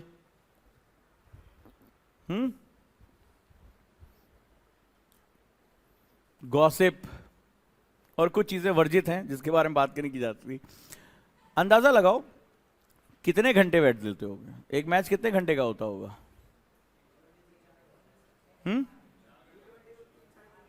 3.5 घंटे 4 घंटे मान लो। कभी इकट्ठा 4 घंटे बैठ के पढ़े हो? उतनी शिद्दत के साथ थोड़ा फोकस रहता है। 4 घंटे देखते हो, 4 घंटे कहीं बकबका के भी आते हो, देखे थे बॉल कहां से गई थी। वेब सीरीज जिन लोगों ने बताया, एक शिफ्ट में तो पूरी खत्म होती है, 3-4 एपिसोड तो होते हैं, एक बार में एक ही एपिसोड देखते हो, पूरी निपटा के उठते हो, पूरी निपटा के उठते। वेब सीरीज होती इसी काम के लिए। कभी इतनी देर वो भी बैठे कि एक किताब लेके और निपटा के उठेंगे। सर रीजन समझो कि क्या है, वो है स्प्रिंग थ्योरी। तो देखो बैठे आप वहां भी थे, वेब सीरीज देख रहे थे, ऐसा तो नहीं था आपने शरीर को टुकड़ों टुकड़ों में अलग अलग करके रख दिया होगा। मैच आप ही देख रहे थे, सीरियल आप ही देख रहे थे, लेकिन आप किताब नहीं पढ़ पा रहे थे। यानी पावर आपके अंदर है बैठ के देखने की, फोकस रहने की। ठीक है, हो सकता है आपको रन भी याद हो, स्टाइल भी याद हो, सब कुछ आपको याद हो, किसने किसका विकेट लिया है भी आपको याद हो, तो मेमोरी भी आपकी ठीक ठाक है, लेकिन आपकी एनर्जी गलत डायरेक्शन में। तो गुरुकुल में हम तो दूसरा सबसे बड़ा काम करते हैं, वो स्प्रिंग थ्योरी का काम करते हैं। हमें ये बात समझ में आ चुकी है कि स्प्रिंग को खींचेंगे। जैसे आपने कई बार मोटिवेशनल वीडियो देखी होगी, किसने किसने खुद को बदलने के लिए मोटिवेशनल वीडियो, टाइम टेबल, प्रण, वादे, डायरी लिखना, कितने जीवित लोगों ने ये काम किया है खुद को चेंज करने के लिए, चाहे वो खुद से, चाहे वो पिताजी की प्रेरणा से या माताजी की चप्पल से, किसी भी चीज से, कैसे अपने खुद को चेंज करने के बारे में आप लोगों ने सोचा होगा। पर 2-4 दिन बाद फिर आप वहीं घूम फिर कर आ गए। फिर जैसे एक वेब सीरीज आई, छोड़ यार ये वाली देख ले, मैच शुरू हुआ, इधर मामला साफ। तो उसका रीजन ये कि हमें ये वापस खींच के लेकर आता है। इसको बोलते हैं इनर्शिया। ये हमारे साथ बड़ा इंपॉर्टेंट सेगमेंट है। तो हम जहां होते हैं वहां से बदलाव नहीं करना चाहते हैं, ये हमारे साथ दिक्कत है। न्यूटन का प्रथम नियम क्या कहता है? First law of motion. First law of motion क्या कहता है? कि अगर कोई चीज मोशन में है तो वो मोशन में रहेगी, अगर कोई चीज रुकी हुई है तो वो रुकी हुई रहेगी, जब तक कि उस पर कोई एक्सटर्नल फोर्स ना लगाया जाए। ये हमारे बिहेवियर में काम आती है कि अगर हम बार बार अभी तक अपनी लाइफ में कोई परिवर्तन नहीं लेकर आ पाए हैं, तो हम आने वाले समय में भी उसको नहीं लेकर आ पाएंगे जब तक कि एक एक्सटर्नल फोर्स ना लगाया जाए। इसमें मैं थोड़ा सा सुधार करूंगा, बाबा ओजांग का भी इसमें इनपुट डालूंगा और उसमें लगाऊंगा कि न्यूटन ने कहा कि जब तक कोई एक्सटर्नल फोर्स ना लगाया जाए। मैं इसमें एक और चीज कहूंगा, जब तक कि excessive external force long time के लिए ना लगाया जाए, तब तक ये चीज अपनी परिवर्तित नहीं होती। क्योंकि एक्सटर्नल फोर्स तो आप लगाते हैं, फेल हो गए, मन में रोना आया, 2-4 दिन बाद यस मैं पढ़ के दिखाऊंगा इस बार। कितनी बार आपने वादे किए होंगे, कोई मोटिवेशनल वीडियो देख ली, स्वदेश जैसी मूवी देख ली, वो बस सबने किया है ये, और फिर 2-4 दिन बाद घूम फिर कर वहीं पहुंच गए। So external force means up and down. तो हम क्या करेंगे? उसको खींचते रहेंगे यहां पे। तो 2 चीज, अगर आप अपने घर पे भी तैयारी कर रहे हैं तो आपको क्या करना पड़ेगा? किसी को अपनी बागडोर सौंपनी पड़ेगी कि आप खुद से नहीं चेंज कर सकते। आप कोशिश करके रखिए, 5-7 साल बाद भी हम जुटेंगे। बहुत विरले होते हैं जो अपने आप को चेंज कर लेते हैं, बहुत वो सेल्फ कंट्रोल्ड लोग होते हैं। तो आपको किसी को अपनी बागडोर सौंपनी पड़ेगी कि हमसे नहीं हो पा रहा है, आप मुझे बदलिए। और ये बदलाव कब तक? 1-2 दिन के लिए नहीं, ये बहुत लंबे समय तक होगा, जब तक इसमें डिफॉर्मेशन ना आ जाए। So we will start with deformation. ये जब 2 चीज हो जाएगी, then we will go to the next phase. So Gurukul में हम ये चीज करेंगे। अब आ जाओ, आप शुरुआत कहां से करोगे? कितने लोगों को लगता है यूपीएससी की सही शुरुआत कहां से हो सकती है? फिर मैं अपने मेंटर से या अपने टीचर से आपको मिलवाता हूं। शुरुआत कहां से करते हैं आप लोग, जहां से मैं क्लासेस शुरू करने जा रहा हूं? किताबों से। बिल्कुल सही जवाब दिया इन्होंने, किताबों से। और सिलेबस से। यूपीएससी का सिलेबस देखा है किसी ने? ईमानदारी से बताओ, यूपीएससी का सिलेबस देखा है? किसने किसने? और बाकी लोग? बाकी लोग आईएएस की तैयारी तो शुरू कर चुके हो? हाँ जी। सिलेबस नाम की चिड़िया से परिचित हो? तुम बताओ, तुम्हारी बॉडी लैंग्वेज बता रही कि तुम्हें क्लास से निकलना है। हाँ जल्दी बताओ। एनएलपी मेरे सामने याद रखना, ये मेरे क्लास का एक बड़ा, मुझसे झूठ बिल्कुल नहीं बोलना है, मुझसे आप नहीं कुछ छुपा सकते। यूपीएससी की तैयारी करना चाहती हो? कर रही हो? कैसे कर रहे हो? सर अभी मैं फाउंडेशन बैच में हूँ और जांक। तो यूपीएससी जब सिलेबस की तैयारी आप कर रहे हो तो सिलेबस क्या होता है ये मुझे बताओ। सर एक बहुत बड़े टॉपिक को छोटे समरी के टाइप में उस विषय वस्तु। तुम लोग, आज मैं तुम्हें बता दूं कि तुम लोग अपनी पढ़ाई में डिजास्टर कर रहे हो। मैं तुम लोग ये बताता हूं, चाहे आप जाओ घर पे बैठो तैयारी करो। सबसे बड़ी बात, तुम लोग एक सबसे बड़ी गलती कर रहे हो कि तुम लोग पैसिव स्टडी का पार्ट हो। सिलेक्शन नहीं होगा, पहले बता दे रहा हूं, सिलेक्शन नहीं होगा। कहो तो मैं पेपर पे लिख के दे दूं, अनटिल अनलेस जब तक तुम खुद में पहला चीज चेंज लेकर नहीं आओगे एक्टिव स्टडीज की तरफ। तुम्हें सब लोगों ने एक्टिव स्टडी की, क्योंकि अभी मैं सबकी कॉपी देख लूंगा, सबकी कॉपियां खाली पड़ी हैं ज्यादातर। जरा यहां आ जाओ। मैंने जब यहां बहुत लंबा चौड़ा एक भाषण दिया और यहां जब मैं तुमसे बात कर रहा था कि इस संस्था आपसे क्या चाहती है, बात होती है जैसे आप जाकर उससे बोलते हो कि भैया आटा दे दो, फिर से वही वापस आ रहा हूं, और वो नहीं समझ पा रहा है, वो तुम्हें मैदा दे रहा है या तुम्हें सूजी दे रहा है, तो तुम्हें कैसी फीलिंग आती है? गुस्सा आता है। तुमने एक्सेप्ट किया। अच्छा, मान लो तुम एक ऐसे व्यक्ति के सामने हो, बातचीत करो, तुम्हें कुछ मांगना है उससे, उसको हिंदी या इंग्लिश नहीं आती, उसको फ्रेंच आती है और तुम्हें फ्रेंच नहीं आती है। अब वो डिकोमोरो कुछ भी कर रहा है, तुम्हें कुछ भी नहीं समझ में आ रहा है, कैसे कम्युनिकेशन करोगे? वो तुमसे कुछ कह रहा है और तुम्हें वो भाषा नहीं आती, और तुम उससे कुछ कह रहे हो, वो उसको नहीं आती। अब बॉडी लैंग्वेज कैसे समझाओगे? आटा कैसे मांगोगे? बॉडी लैंग्वेज तो तब काम करी जब तुम दोनों आमने सामने हो। देन अगर आमने सामने ना हो तो somebody is asking, और तुम आमने सामने नहीं हो, यूपीएससी के सामने जाते हो क्या? एग्जामिनर के सामने बैठते हो, अंकल जी बताइए क्या लिखूं, बताइए अंकल जी आप बताइए प्लीज। तो अंकल जी आपको बताते हैं, फिर आप कुछ लिखते हो, तो फिर अंकल जी आपके सामने आपकी कॉपियां चेक करते हैं। ऐसे ही होता है ना? क्या बात कर रहे हो? ऐसे तो बात करो, तभी तो समझा पाओगे। अंकल देखिए हम ऐसे नहीं, हम ये लिखना चाहते थे अंकल। तो अंकल आपकी बात को सुने, अंकल हम ऐसे नहीं ऐसे कर रहे थे, रोना भी शुरू कर देते। अंकल अच्छा बेटा रो नहीं, एक नंबर और ले लो। ऐसे तो कॉपी चेक होती यूपीएससी की। हाँ मुझे लगता है ऐसी चेक होती। क्यों बेटा ऐसी चेक होती है?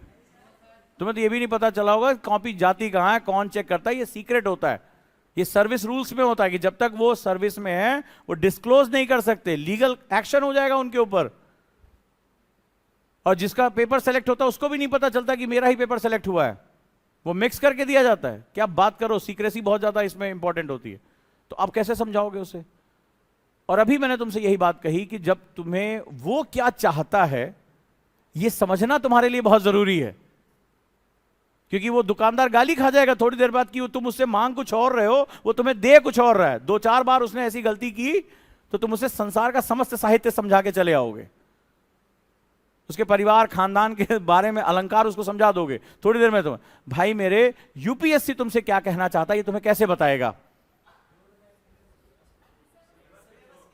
हाँ सिलेबस के द्वारा। अब इन्होंने एक वर्ड यूज किया बॉडी लैंग्वेज। अच्छा बॉडी लैंग्वेज में कोई भी चीज वेल डिफाइंड नहीं होती, इसीलिए हमें भाषा की जरूरत पड़ती है। मान लो तुम्हें बॉडी, मान लो दमशराज खेला होगा तुम लोगों ने, तो पहले ऐसे करते हो, फिर ऐसे ऐसे कुछ भी साइड बनाते हो कि हिंदी में इंग्लिश में, खेला होगा सबने। तो उसमें अंदाजा लगाते रहते हैं। ये अंदाजा लगाने वाले ही 4-5 अटेम्प्ट देते हैं। समझ गए? तो जैसे उसमें कहा ये हिंदी इंग्लिश, तो एक अटेम्प्ट तो गया इसी चक्कर में। बोले 2 वर्ड, हाँ 2 वर्ड। अब वो उसको नहीं आइडेंटिफाई करते, गलत बोलते हो ना, तो इसमें गलत बोलने की सजा एक अटेम्प्ट है। यानी वो तुमसे कुछ और कह रहा है, तुम उसको कुछ और अंदाजा लगा रहे हो, और उसका मतलब क्या हुआ? मामला साफ। अब समझे अटेम्प्ट क्यों खराब होता है? तो जो ये सिलेबस होता है ये बेसिकली कूट यानी कोडेड फॉर्म में communication between you and UPSC. UPSC आपसे क्या चाहता है वो अपने सिलेबस के थ्रू आपके सामने रख देता है, और वो ये कहता है, लेकिन ये कोडेड होता है, ये कोडेड होता है। इट्स नॉट अबाउट फोटोकॉपी आपने वो ले ली, प्रिंट आउट ले लिया, वो सिलेबस है। तो ये सिलेबस यूपीएससी आपसे क्या चाहता है वो किसके थ्रू बताएगा? ना आपके घर आएगा, ना चिट्ठी में बताएगा, ना सोशल मीडिया यूज करता है। वो आपको सिलेबस के माध्यम से बताएगा, देखो ये है पैरामीटर, हम तुम्हें इसमें हम जज करेंगे, अगर तुम हमारे योग्य निकले तो तुम्हें हम अंदर लेकर चलेंगे, हम तुम्हें ऑफिसर्स की ट्रेनिंग कराएंगे। लेकिन वो क्या चाहता है, वो इसको कोड फॉर्म में कहता है। ये जो सिलेबस तुम्हें दिया जाता है पेपर 1 2 3 4, ये कोडेड है।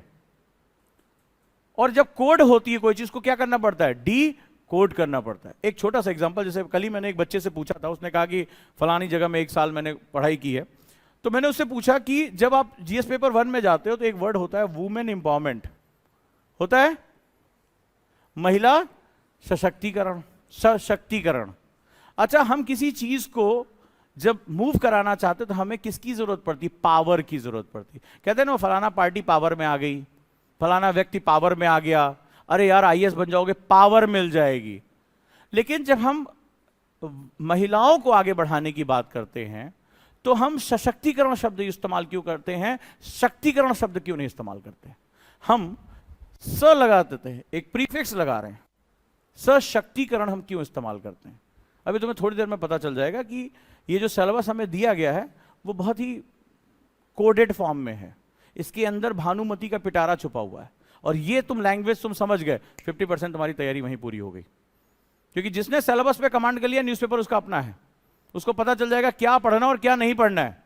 बिना सिलेबस के कभी हाथ ही नहीं लगा पाओगे न्यूज़पेपर, और जो न्यूज़पेपर हाथ नहीं लगा पाएगा वो तो पहले ही समझ ले कि वो यहाँ वैकेशन पे आया 3-4 साल।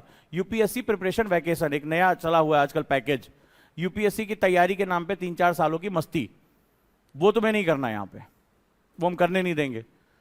तो मुझे बताओ, सशक्तिकरण शब्द इस्तेमाल सुना होगा ना सबने, वुमेन एम्पावरमेंट, महिला सशक्तिकरण, शक्तिकरण क्यों नहीं?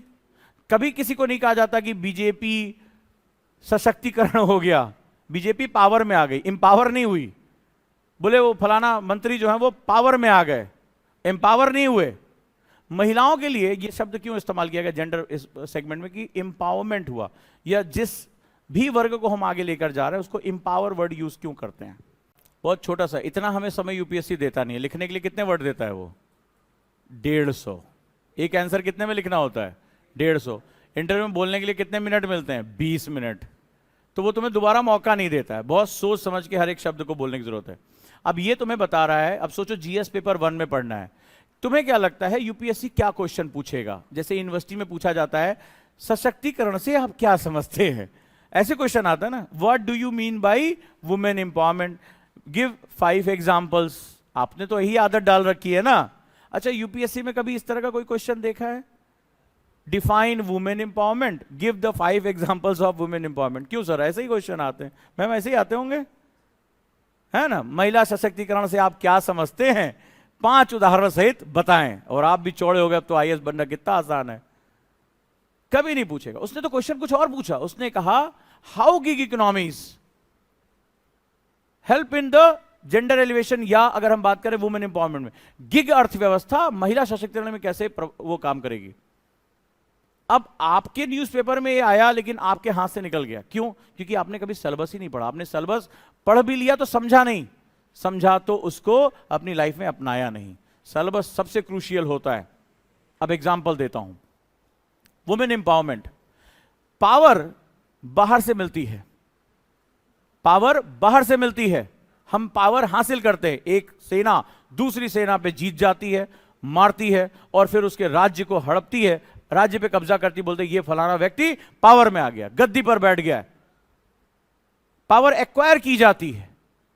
सशक्तिकरण की प्रक्रिया जो एम्पावर है, ये अंदर से आती है। आपने मोटिवेशन और इंस्पिरेशन का अंतर सुना होगा।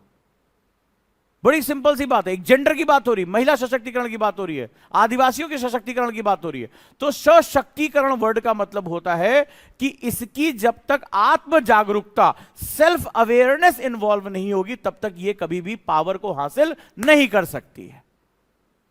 और इंपावरमेंट का मतलब होता है इट्स कम विद इन, ये अपने अंदर से आने वाली प्रक्रिया। छोटा सा एग्जांपल देता हूं, राजीव गांधी की गवर्नमेंट थी, जो शाहबानो केस आता है, ट्रिपल तलाक उस समय भी एक रूप में जाना जाता था, केस आता है और आगे चलकर उस पर काम नहीं हो पाता, वो हट जाता है। फिर शायरा बानो का केस आता है कई साल बाद, फिर से ट्रिपल तलाक के ऊपर बात होती है, मामला सुप्रीम कोर्ट पहुंचता है। सुप्रीम कोर्ट कहता है कि संविधान ने कहा है कि किसी के धर्म में हस्तक्षेप नहीं करेंगे। अगर ट्रिपल तलाक धर्म से जुड़ा मुद्दा होगा तो हम इसमें हस्तक्षेप, हम इंटरफेयर नहीं करेंगे। लेकिन जो शायरा बानो तक आते आते एक बहुत बड़ी बात हो गई कि महिलाओं ने यह समझा कि ये उनके महिला होने के अधिकारों का हनन है।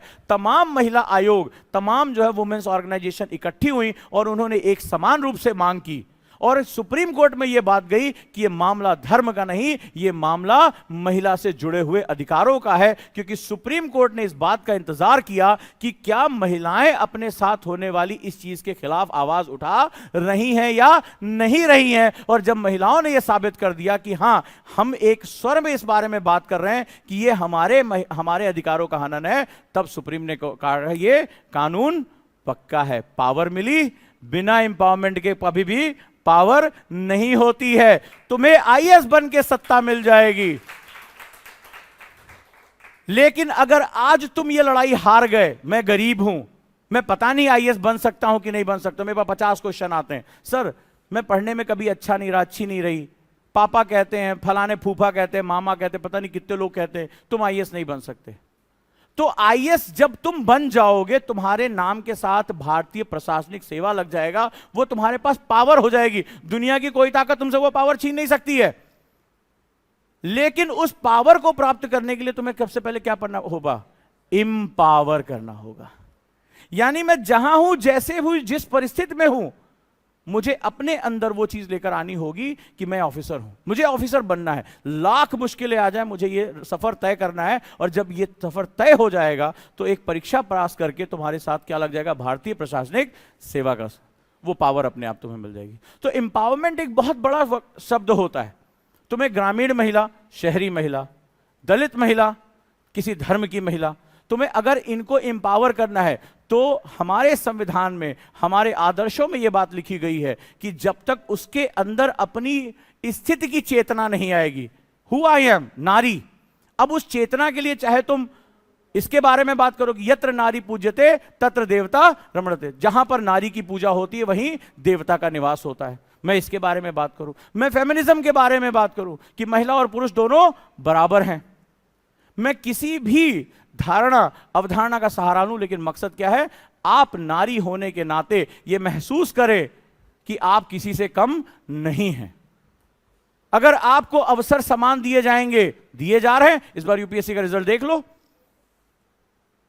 1, 2, 3, किसी भी एग्जाम का रिजल्ट देख लो।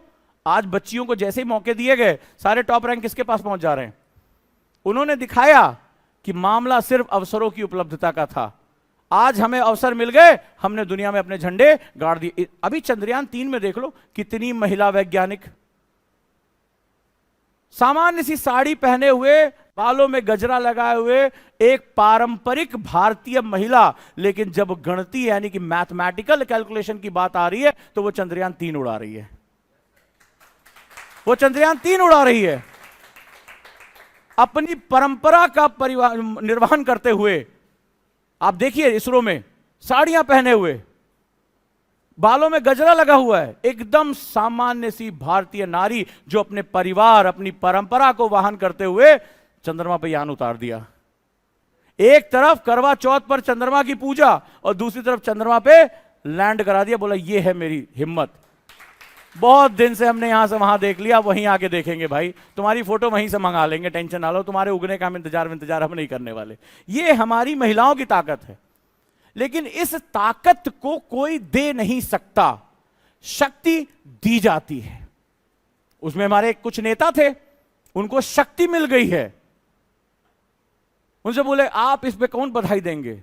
बोले जैसे वहां से लोग लौटेंगे हम पूरा बड़ा फंक्शन करेंगे। उन्हें पता नहीं था गया कौन, उन्हें लगा प्रज्ञान हमको कोई वैज्ञानिक उतर गया है, वो गलती में थे। एक आध तो बोले क्या उतरा है, ठीक है, उनको डर लग गया। एक ने बोला इसके लिए नासा को बहुत बहुत बधाई। नासा वाले सोच रहे भाई हमें ऐसे ही नेताओं की आवश्यकता है, जाके देखो वीडियो वायरल हो रहे, नासा को बहुत बहुत बधाई। तो इसका सीधा सा मतलब क्या? उनको शक्ति दी गई, उसको संभाल नहीं पाए। लेकिन अभी किसी पढ़ी लिखी महिला, वैज्ञानिक महिला से पूछो, वो उसके बारे में सब कुछ बता देगी। ये इंपावरमेंट होता है। परिवर्तन किससे आता है? परिवर्तन आता है एम्पावरमेंट से। एम्पावरमेंट अपने अस्तित्व के होने की जानकारी है। एम्पावरमेंट क्या है? अपने अस्तित्व के होने की जानकारी। मैं हूं और मैं क्यों हूं, ये दो सफर जब इंसान पूरा करता है तो एम्पावरमेंट होती है। और जिस व्यक्ति को अपने अस्तित्व की जानकारी हो जाए, मैं क्यों हूं, मैं हूं और मैं क्यों हूं, उसी दिन उसका सफर पूरा हो जाता है। भारत की महिलाओं के साथ तो ऐसा रहा है, ऐसा समय आया है कि उनके अस्तित्व को ही हमने नकार दिया है।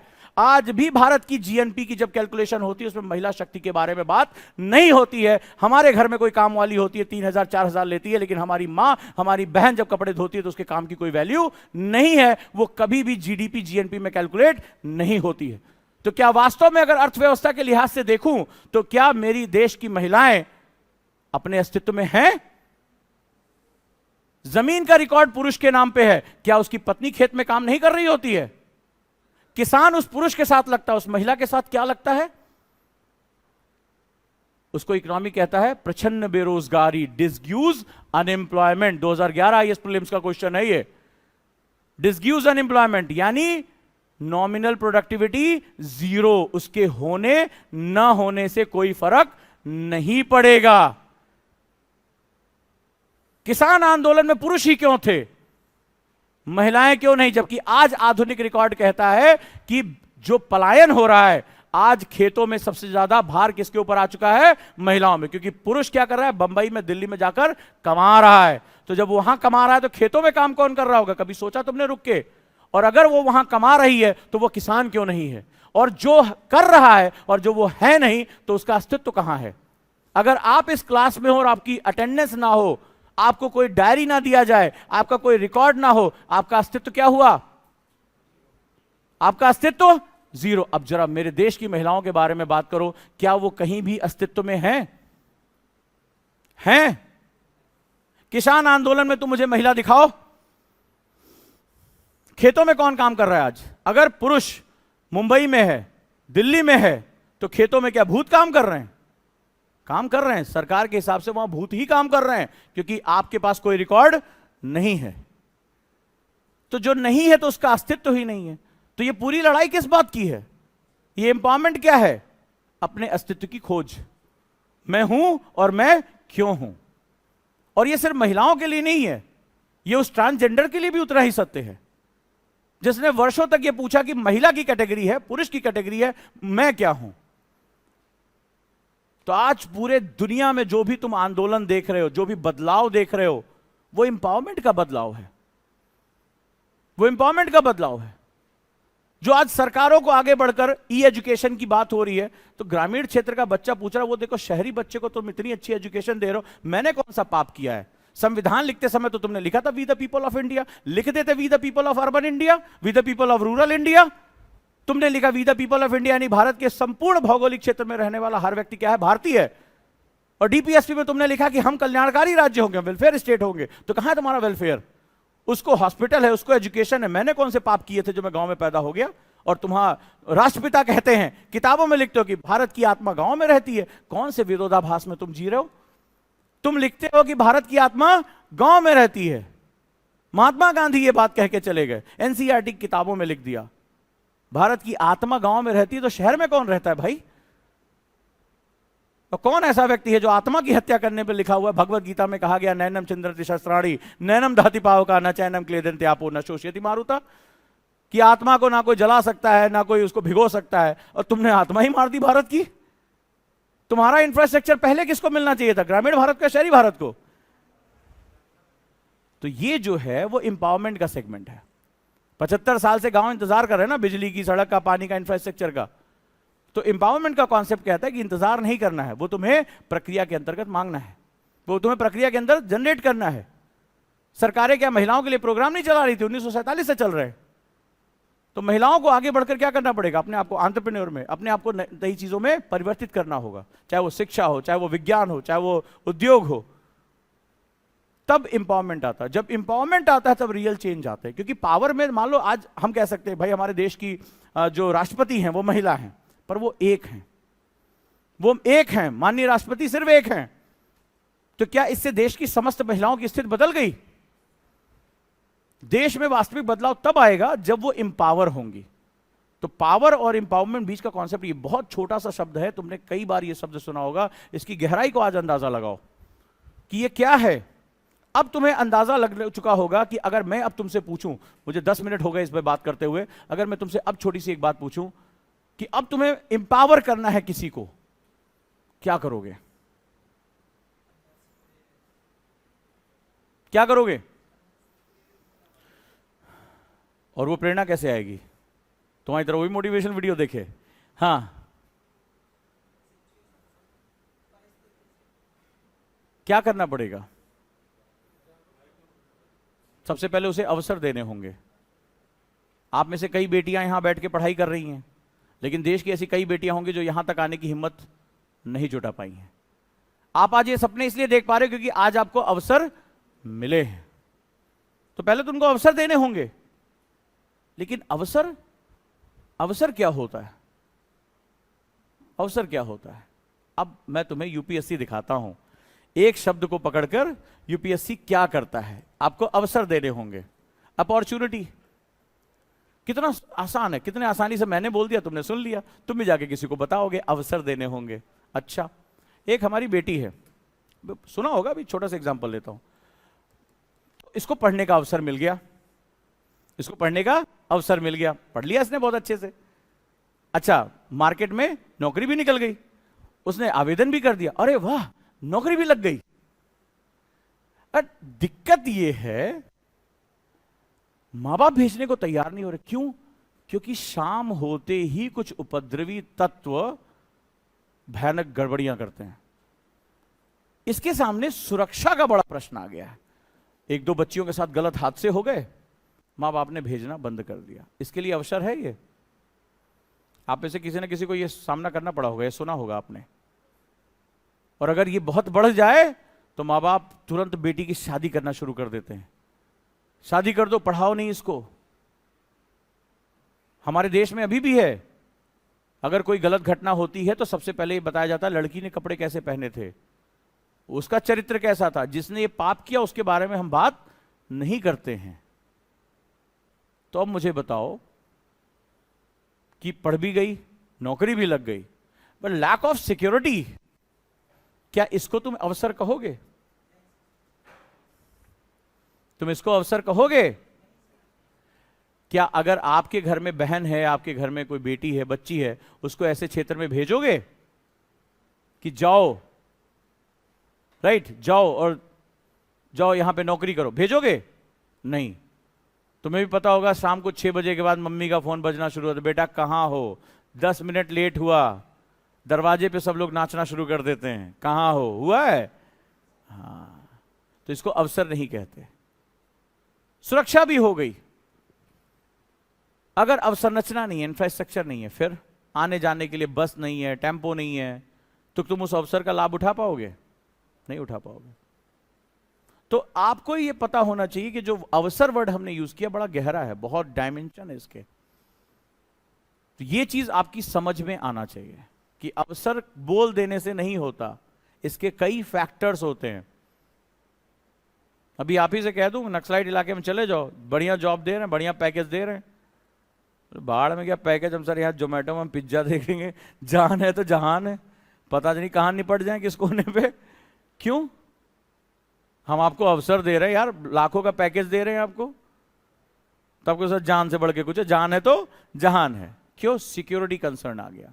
तो अवसर के बहुत डायमेंशंस होते हैं, ये उतना आसान नहीं है कि जितना आपने बोल दिया और वो हो गया। जरा नॉर्थ ईस्ट की बच्चियों से पूछो, स्कूल जाओगी? बोले हाँ जाएंगे। सरकार ने दूर पहाड़ी के पार एक जो है वो स्कूल बनाया है, नदियां पार करके जाना पड़ता है, जंगल पार करके जाना पड़ता है। जाएगी वो बच्ची? आप जाके रिपोर्ट पढ़िए कि कुछ समय के अंदर बच्चियों की पढ़ाई रोक दी जाती है। क्यों? क्योंकि वहां इंफ्रास्ट्रक्चरल कंस्ट्रेंट्स हैं। आने जाने में इतना समय लगता है कि मां बाप को लगता है कि बच्चियां अपना समय वेस्ट करी। मैं नहीं, रिपोर्ट कह रही है। बच्चियां इतना समय वो बर्बाद हो जाता है कि वो घर के काम नहीं कर पाती हैं, इसीलिए स्कूल की पढ़ाई उनके लिए वेस्टेज है। क्योंकि जो नदी पार करने, पहाड़ पार करने, जंगल पार करने में उनका बहुत अधिक समय बर्बाद हो जाता है, और उनको पढ़ाई के साथ घर के भी बड़े काम करने होते हैं। उनकी पढ़ाई एक कीमत मांगती है, पढ़ाई उनकी सौदा है एक, जो उनसे कहता है तुम्हें पढ़ने तो देंगे लेकिन उसके बदले तुम्हें ये काम करने होंगे, तो वो उसको एक्सेप्ट करती हैं, और वो भी वहां डिस्टर्ब है। नॉर्थ ईस्ट के बारे में जाके पढ़ लीजिए, कश्मीर के बारे में जाके पढ़ लीजिए, बहुत सी जगहों पे अभी भी बस सर्विस, रेलवे सर्विस नहीं है। तो अवसर कोई छोटी मोटी चीज नहीं कि आपने कहा अवसर दे दिया, हमने थाली में उठा के आपको अवसर दे दिया, ये बहुत कॉम्प्लेक्स इशू है। अब मैंने बात तो एक छोटे से शुरू की थी, और बात कहां तक फैलती चली जा रही है। यही यूपीएससी का सिलेबस है, यही यूपीएससी का सिलेबस है, और इस सिलेबस डिकोडिंग प्रोसेस में आप जितना लंबा जाओगे उतना ही तुम्हें यूपीएससी समझ में आना शुरू हो जाएगा, और तुम्हें समझ में आ जाएगा कि ये तुमसे पूछना क्या चाहता है। और तुम केवल एक परिभाषा रटने तक यूपीएससी का सिलेबस समझ रहे थे कि पेपर 1 में वुमेन एम्पावरमेंट है, और तुम उसका प्रोसेस ही नहीं समझ पाए। तो ये बहुत जरूरी है कि मैं लगातार यहां पर सिलेबस एनालिसिस की क्लासेस कंटिन्यू करके रखूंगा, और वो आप इसके साथ लेकर चले। अब मैं आमंत्रित करना चाहूंगा अपने मेंटर्स को, अपने टीचर्स को, पूरी टीम को, उसके बारे में अब बात हो, और किस तरीके से हमारी, जैसे कल की जो क्लास होगी द हिंदू को लेकर क्लास होगी, न्यूज़पेपर रीडिंग बहुत लोगों को आती ही नहीं है, इसके साथ साथ मेंटरशिप क्या है, और ये स्प्रिंग थ्योरी कैसे हम इस्टेब्लिश करेंगे यहाँ पे, उसके बारे में हम बात करना चाहते हैं। मैं सभी लोगों को आमंत्रित करना चाहूँगा, प्लीज़ मेरी पूरी टीम। गुड इवनिंग एवरीवन, कैसे हैं आप सभी? बहुत अच्छे, तो खुश होके बोलिए। Very good. आप में से कुछ लोगों से तो पहले भी मुलाकात हो चुकी है, आप तो क्लासेस कर ही नहीं है ना? तो आज का आपका पहला दिन कैसा रहा ये बताइए। बहुत अच्छा रहा, बिल्कुल। अच्छा, घूम के आ गए ना, ये तो पूरा घूम लिया आपने बाहर। क्लास कैसी लगी? अच्छा, और सीखा क्या? ये सबसे ज़्यादा ज़रूरी है। क्या सीखा बताइए, अपने शब्दों में बताइए। आज आपने क्या सीखा? सर ने इतनी सारी बातें बताई हैं, आपने उन सारी बातों से क्या सीखा है, ये बहुत ज़्यादा ज़रूरी है। बताइए क्या सीखा।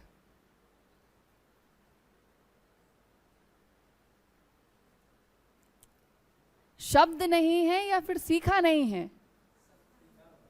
सीखा है ना, शब्द भी है ना? हाँ तो बताइए बुलंद आवाज में।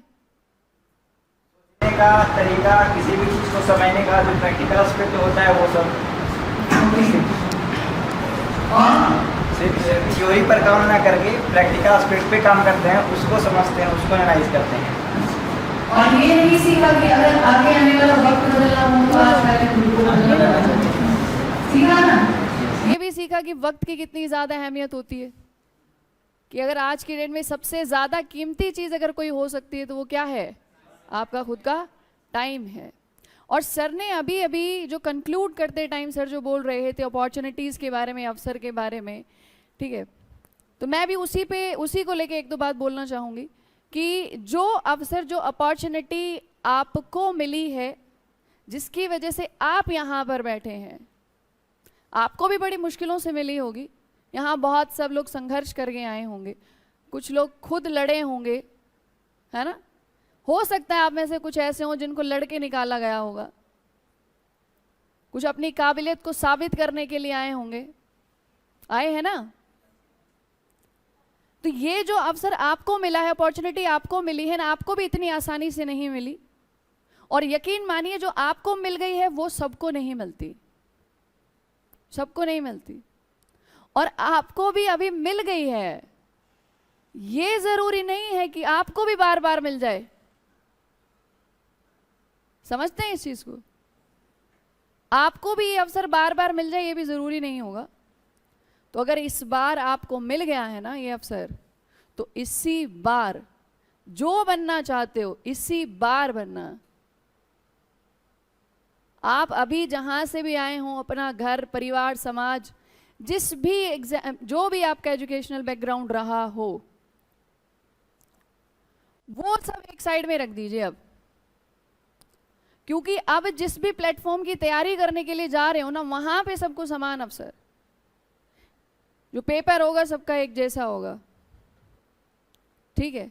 क्लासरूम भी वही होगी, पढ़ाने वाले वही होंगे, बस डिफरेंस ये होगा कि आप में जितने लोग यहाँ बैठे हैं ना, वो लोग अपने अपने समय का कितना सदुपयोग कर रहे हैं, अपने अवसर का कितना सदुपयोग कर रहे हैं, वो फर्क बता देगा।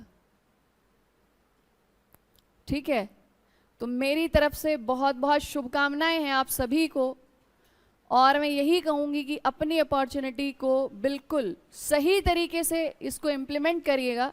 बिल्कुल भी पलट के नहीं देखना, किसी भी कमी के बारे में नहीं सोचना, क्योंकि आप सब जानते हो आप सबका लेवल अभी यहाँ है और आपको जाना बहुत आगे है, बहुत ऊपर जाना है। तो जब सपना इतना ऊंचा देखा था और देखते टाइम अपने मन में ख्याल आया था कि मैं कर सकता हूं, तो करते वक्त मत सोचना बिल्कुल भी कि ये कमी है, बहुत पढ़ना पड़ता है, परेशान हो गए हैं, क्योंकि मेहनत तो करनी पड़ेगी, संघर्ष तो करना पड़ेगा। जब एग्जाम में आप लोग बैठते हो तो उस एग्जाम में ऐसे लोग भी बैठते हैं जो ऑलरेडी सिलेक्ट हो चुके हैं, अपनी रैंकिंग थोड़ी सी हाई करने के लिए बैठेंगे, समझ रहे हो, जो पहले से सिलेक्ट हो चुके हैं, लेकिन फिर भी क्या करना है उनको, हाई रैंक पे जाना है ना, तो वो क्या कर रहे हैं, दोबारा से अटेम्प्ट दे रहे हैं।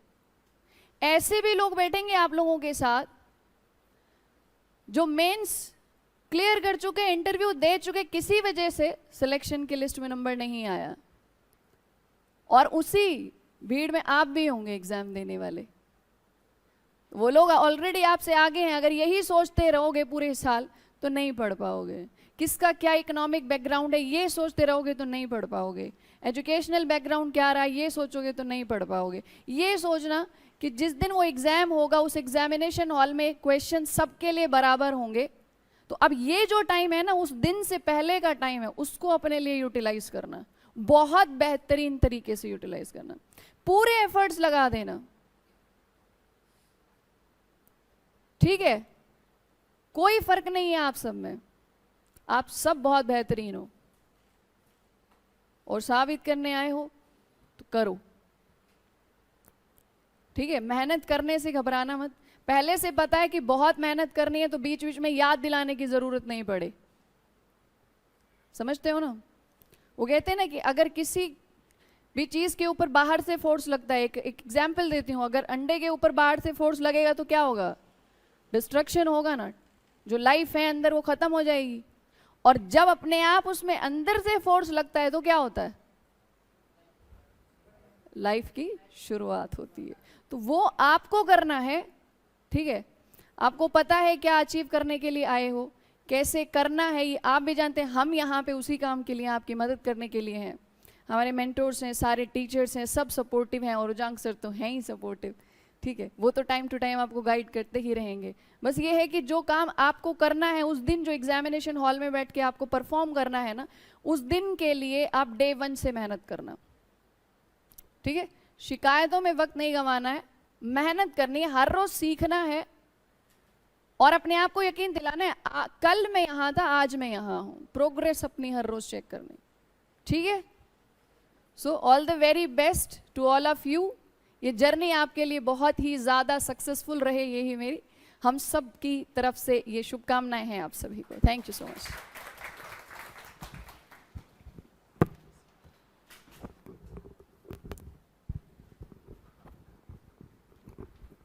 करिकुलम के बारे में थोड़ा सा बात कर लेते हैं, क्योंकि पूरी टीम से आप लोगों की मुलाकात होगी। हमारी पूरी टीम है, और जहाँ जो गुरुकुल है उसकी एक सबसे खास बात है कि ये टीचिंग और मेंटरशिप का बैलेंस है। ज़्यादातर हम ये समझते हैं कि इंस्टीट्यूट सिर्फ टीचिंग के लिए जाने जाते हैं, लेकिन सिर्फ टीचिंग ही नहीं, हमें आपको बदलना भी है, और उसके लिए हमें आपको एक टफ मॉड्यूल में डालना पड़ेगा।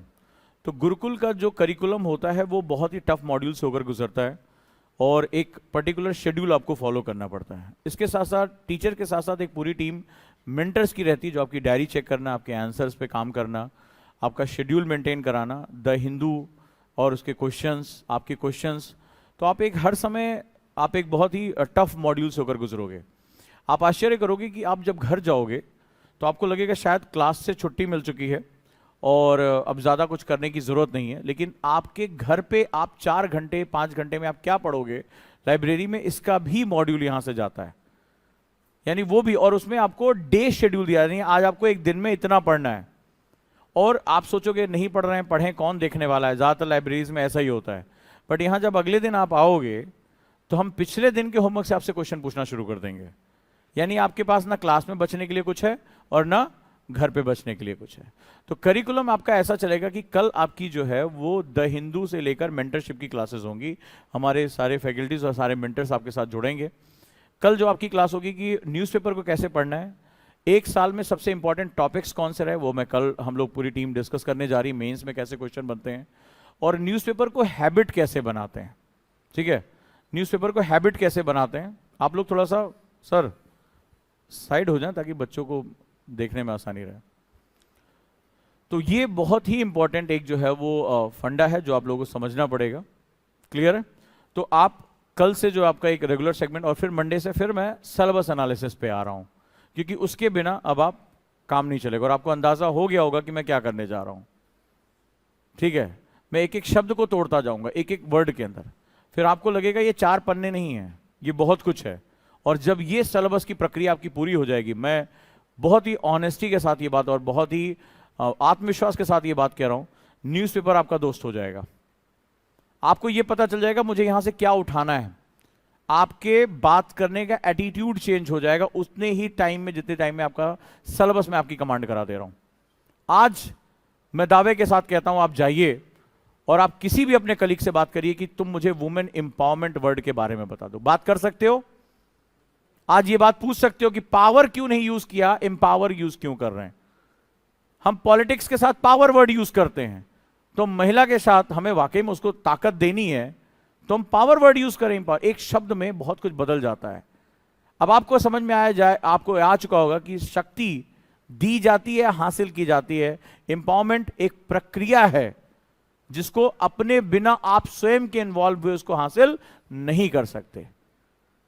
आज आपको वो डायमेंशन पता चला होगा कि अपॉर्चुनिटी, आपसे किसी ने कहा महिलाओं को अवसर देना है, तो उसको यही एग्जाम्पल सामने रख देना कि लो भाई, एक महिला को हमने अवसर दे दिया। क्या अवसर देने से अवसर का फायदा उठाया जा सकता है? और भारत की जो प्रगति रुकी है उसके पीछे सबसे बड़ा कारण है, सरकार दावा करती है कि मैंने स्कूल बना दिया। गवर्नमेंट के छोटे से आंकड़े को उठा के देखो, सबसे ज्यादा ड्रॉप आउट रेशियो में महिलाएं हैं, लड़कियां हैं। ड्रॉप आउट यानी स्कूल छोड़ देने की प्रक्रिया में सरकार का दिमाग खराब हो गया। सर्व शिक्षा अभियान चलाया, मिड डे मील चलाया, मिलेनियम डेवलपमेंट गोल में यूनाइटेड नेशन से वादा किया कि इनरोलमेंट बढ़ाएंगे, तो लड़कियों ने स्कूल क्यों छोड़ दिया? जब सर्वे हो तो पता चला कि स्कूल में लेडीज टॉयलेट ही नहीं है। एक शर्मनाक स्थिति की वजह से मां बाप ने कहा नहीं, मेरी बच्ची के साथ सुरक्षा का जो है उत्पन्न हो गया, वो नहीं जाएंगी। आप अंदाजा लगाओ, स्कूल बनाया, टीचर बनाया, मॉड्यूल किया, बजट बनाया, और टॉयलेट ना होने की वजह से ड्रॉप आउट रेशियो बढ़ गया। आप इंटरनेट पे जाके आज चेक कर लेना। तो आज इस क्लास में अगर एक ही चीज तुम सीख कर गए हो कि अवसर सिर्फ थाली में परोस के देने का नाम नहीं है, अवसर एक मल्टी डायमेंशनल प्रोसेस है, तो आज की मेरी जो मेहनत है वो सफल हो गई। तुम समझ पाए तो चारों पेपर में तुम्हारे सामने, तुम्हें भारत का हर व्यक्ति, तुम्हें समझ में आएगा कि क्यों नहीं वो इतने सालों की इतनी प्रोग्राम एंड पॉलिसीज के बाद भी आज भी वो प्रगतिशील नहीं हो पाया, क्योंकि सबसे बड़ा हमारा वर्ग 55% आबादी किसानों की है। क्या किसानों को कभी अवसर मिले? अब तुम सोच के तुम देखना। और क्या किसान वर्ग खुद अपनी प्रगति के लिए आगे आया? तुम सोच के देखना। और अवसर अगर यही है, तो मैंने इंफ्रास्ट्रक्चर की बात की थी।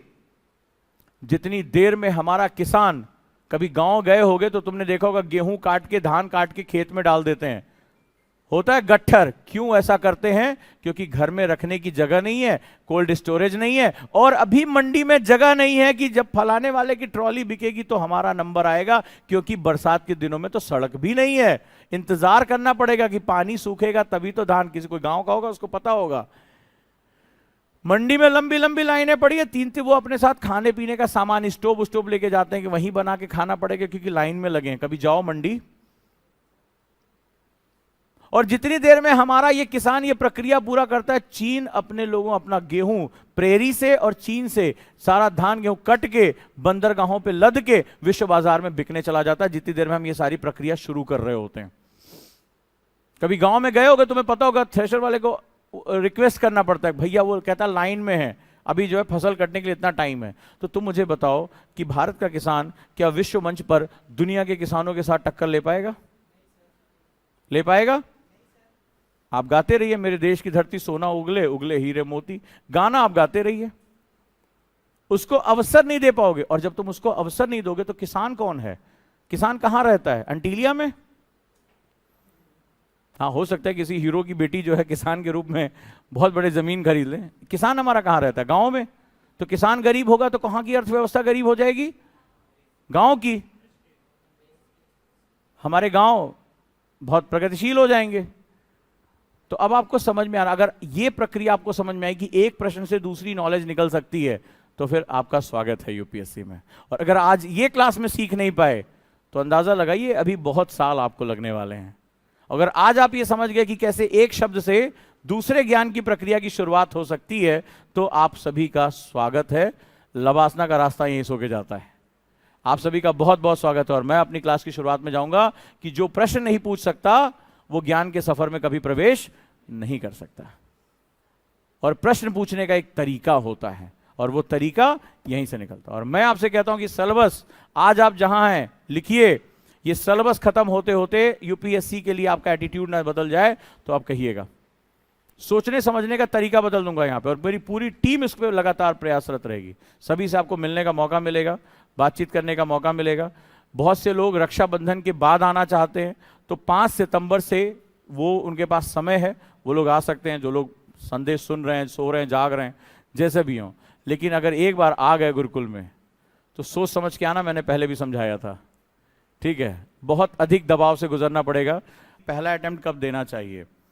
जोश देखिए। देखो आज की डेट में जनरेशन जो है वो रील्स के भरोसे आ रही है, बुरा मत मानना, लेकिन यही है। और ज़्यादातर यूट्यूब मैंने देखा है, बोले 1 साल में आईएएस की तैयारी पूरी हो जाती है, ठीक है? हर चीज़ के पीछे एक कारण होता है। बिना कारण के इस ब्रह्मांड में कोई चीज़ मौजूद नहीं है, चाहे वो अच्छी हो चाहे बुरी हो। मान लो आपके घर में कोई आईएएस ऑफिसर है, तो आपके घर में बड़ा अच्छा पढ़ाई का माहौल है, आपके पेरेंट्स हैं, आपके बहुत नज़दीकी लोग हैं जो सेवा में हैं या बहुत पढ़े लिखे हैं, तो आपको बचपन से तैयार किया जा रहा है इस बात के लिए। तय आपने देखा होगा ऐसे घरों में पहले से ही सब तय हो जाता है, अच्छे स्कूल, अच्छे कॉलेज, टीचर्स। वो 11वीं और क्लास में हिंदू पढ़ के एकदम रेडी हैं। ग्रेजुएशन हुआ, मेहनत की, सेलेक्ट हो गए। अब आप आज आपने पहली बार किताब उठाई है, सिलेबस से आप पहली बार रूबरू हुए हैं। आज पहली बार आपको लगा कि किताबें पढ़ी भी जाती हैं। समझना इस बात की गहराई को, क्योंकि हमने बहुत लंबे समय तक किताबों की जगह उसका सब्स्टिट्यूट ढूंढा था। कुंजी, क्रक्स बहुत बिकता है मार्केट में, किताब से ज़्यादा क्रक्स बिकता है। हमने लंबे समय तक ये काम किया। आज हमें पता चल रहा है किताब हमें पढ़नी भी होती है। न्यूज़पेपर रोटी लपेटने की बजाय पढ़ने के भी काम आता है, और उसमें भी देश विदेश की खबरें पढ़नी होती है। ये नहीं पता होता है कि किसका किसके साथ क्या चल रहा है। ये बहुत समय तक हमने अपडेट किया। तो अभी क्या है, अचानक से आप शून्य से शुरू कर रहे हैं, तो ऐसी कंडीशन में ऑब्वियस ही बात है आपकी यात्रा लंबी हो जाएगी। अब इन्होंने पूछा कब एग्जाम देना चाहिए। आप कभी भी अनड्यू प्रेशर क्रिएट नहीं कर सकते। जैसे मान लीजिए बहुत से लोग लेट आ रहे हैं, ठीक है, तो उनको अब नहीं सर बताइए, अब जल्दी जल्दी करेंगे, तो आप अनड्यू प्रेशर क्रिएट करेंगे। आपको फर्स्ट अटेम्प्ट तभी देना चाहिए जब आप फर्स्ट अटेम्प्ट के लिए तैयार हों। क्योंकि मैंने जितने बच्चों से बात की उसमें वो फर्स्ट अटेम्प्ट को ट्रायल अटेम्प्ट समझते हैं। ये बहुत बड़ी गलती है कि लाओ यार ट्राई करके देखते हैं कि फर्स्ट अटेम्प्ट में होता क्या है, जबकि फर्स्ट अटेम्प्ट की एनर्जी हमारे पास दोबारा कभी नहीं आती है। फर्स्ट अटेम्प्ट सबसे सीरियस अटेम्प्ट होना चाहिए, भले चाहे वो 1 साल लगे, 2 साल लगे। आप अपनी सिचुएशन बहुत अच्छी तरह जानते हो कि जब आप चीज़ों को समझ के लिखने की, बोलने की कैपेबिलिटी क्रिएट कर लें, वो आपका फर्स्ट अटेम्प्ट होना चाहिए। अगर आप पहले से तैयारी करते चले आ रहे हैं तो इट्स गुड, और लग रहा है कि नहीं अभी अभी आज ही हमने अपना बिस्मिल्लाह किया, तब तो भैया मामला खराब हो जाएगा।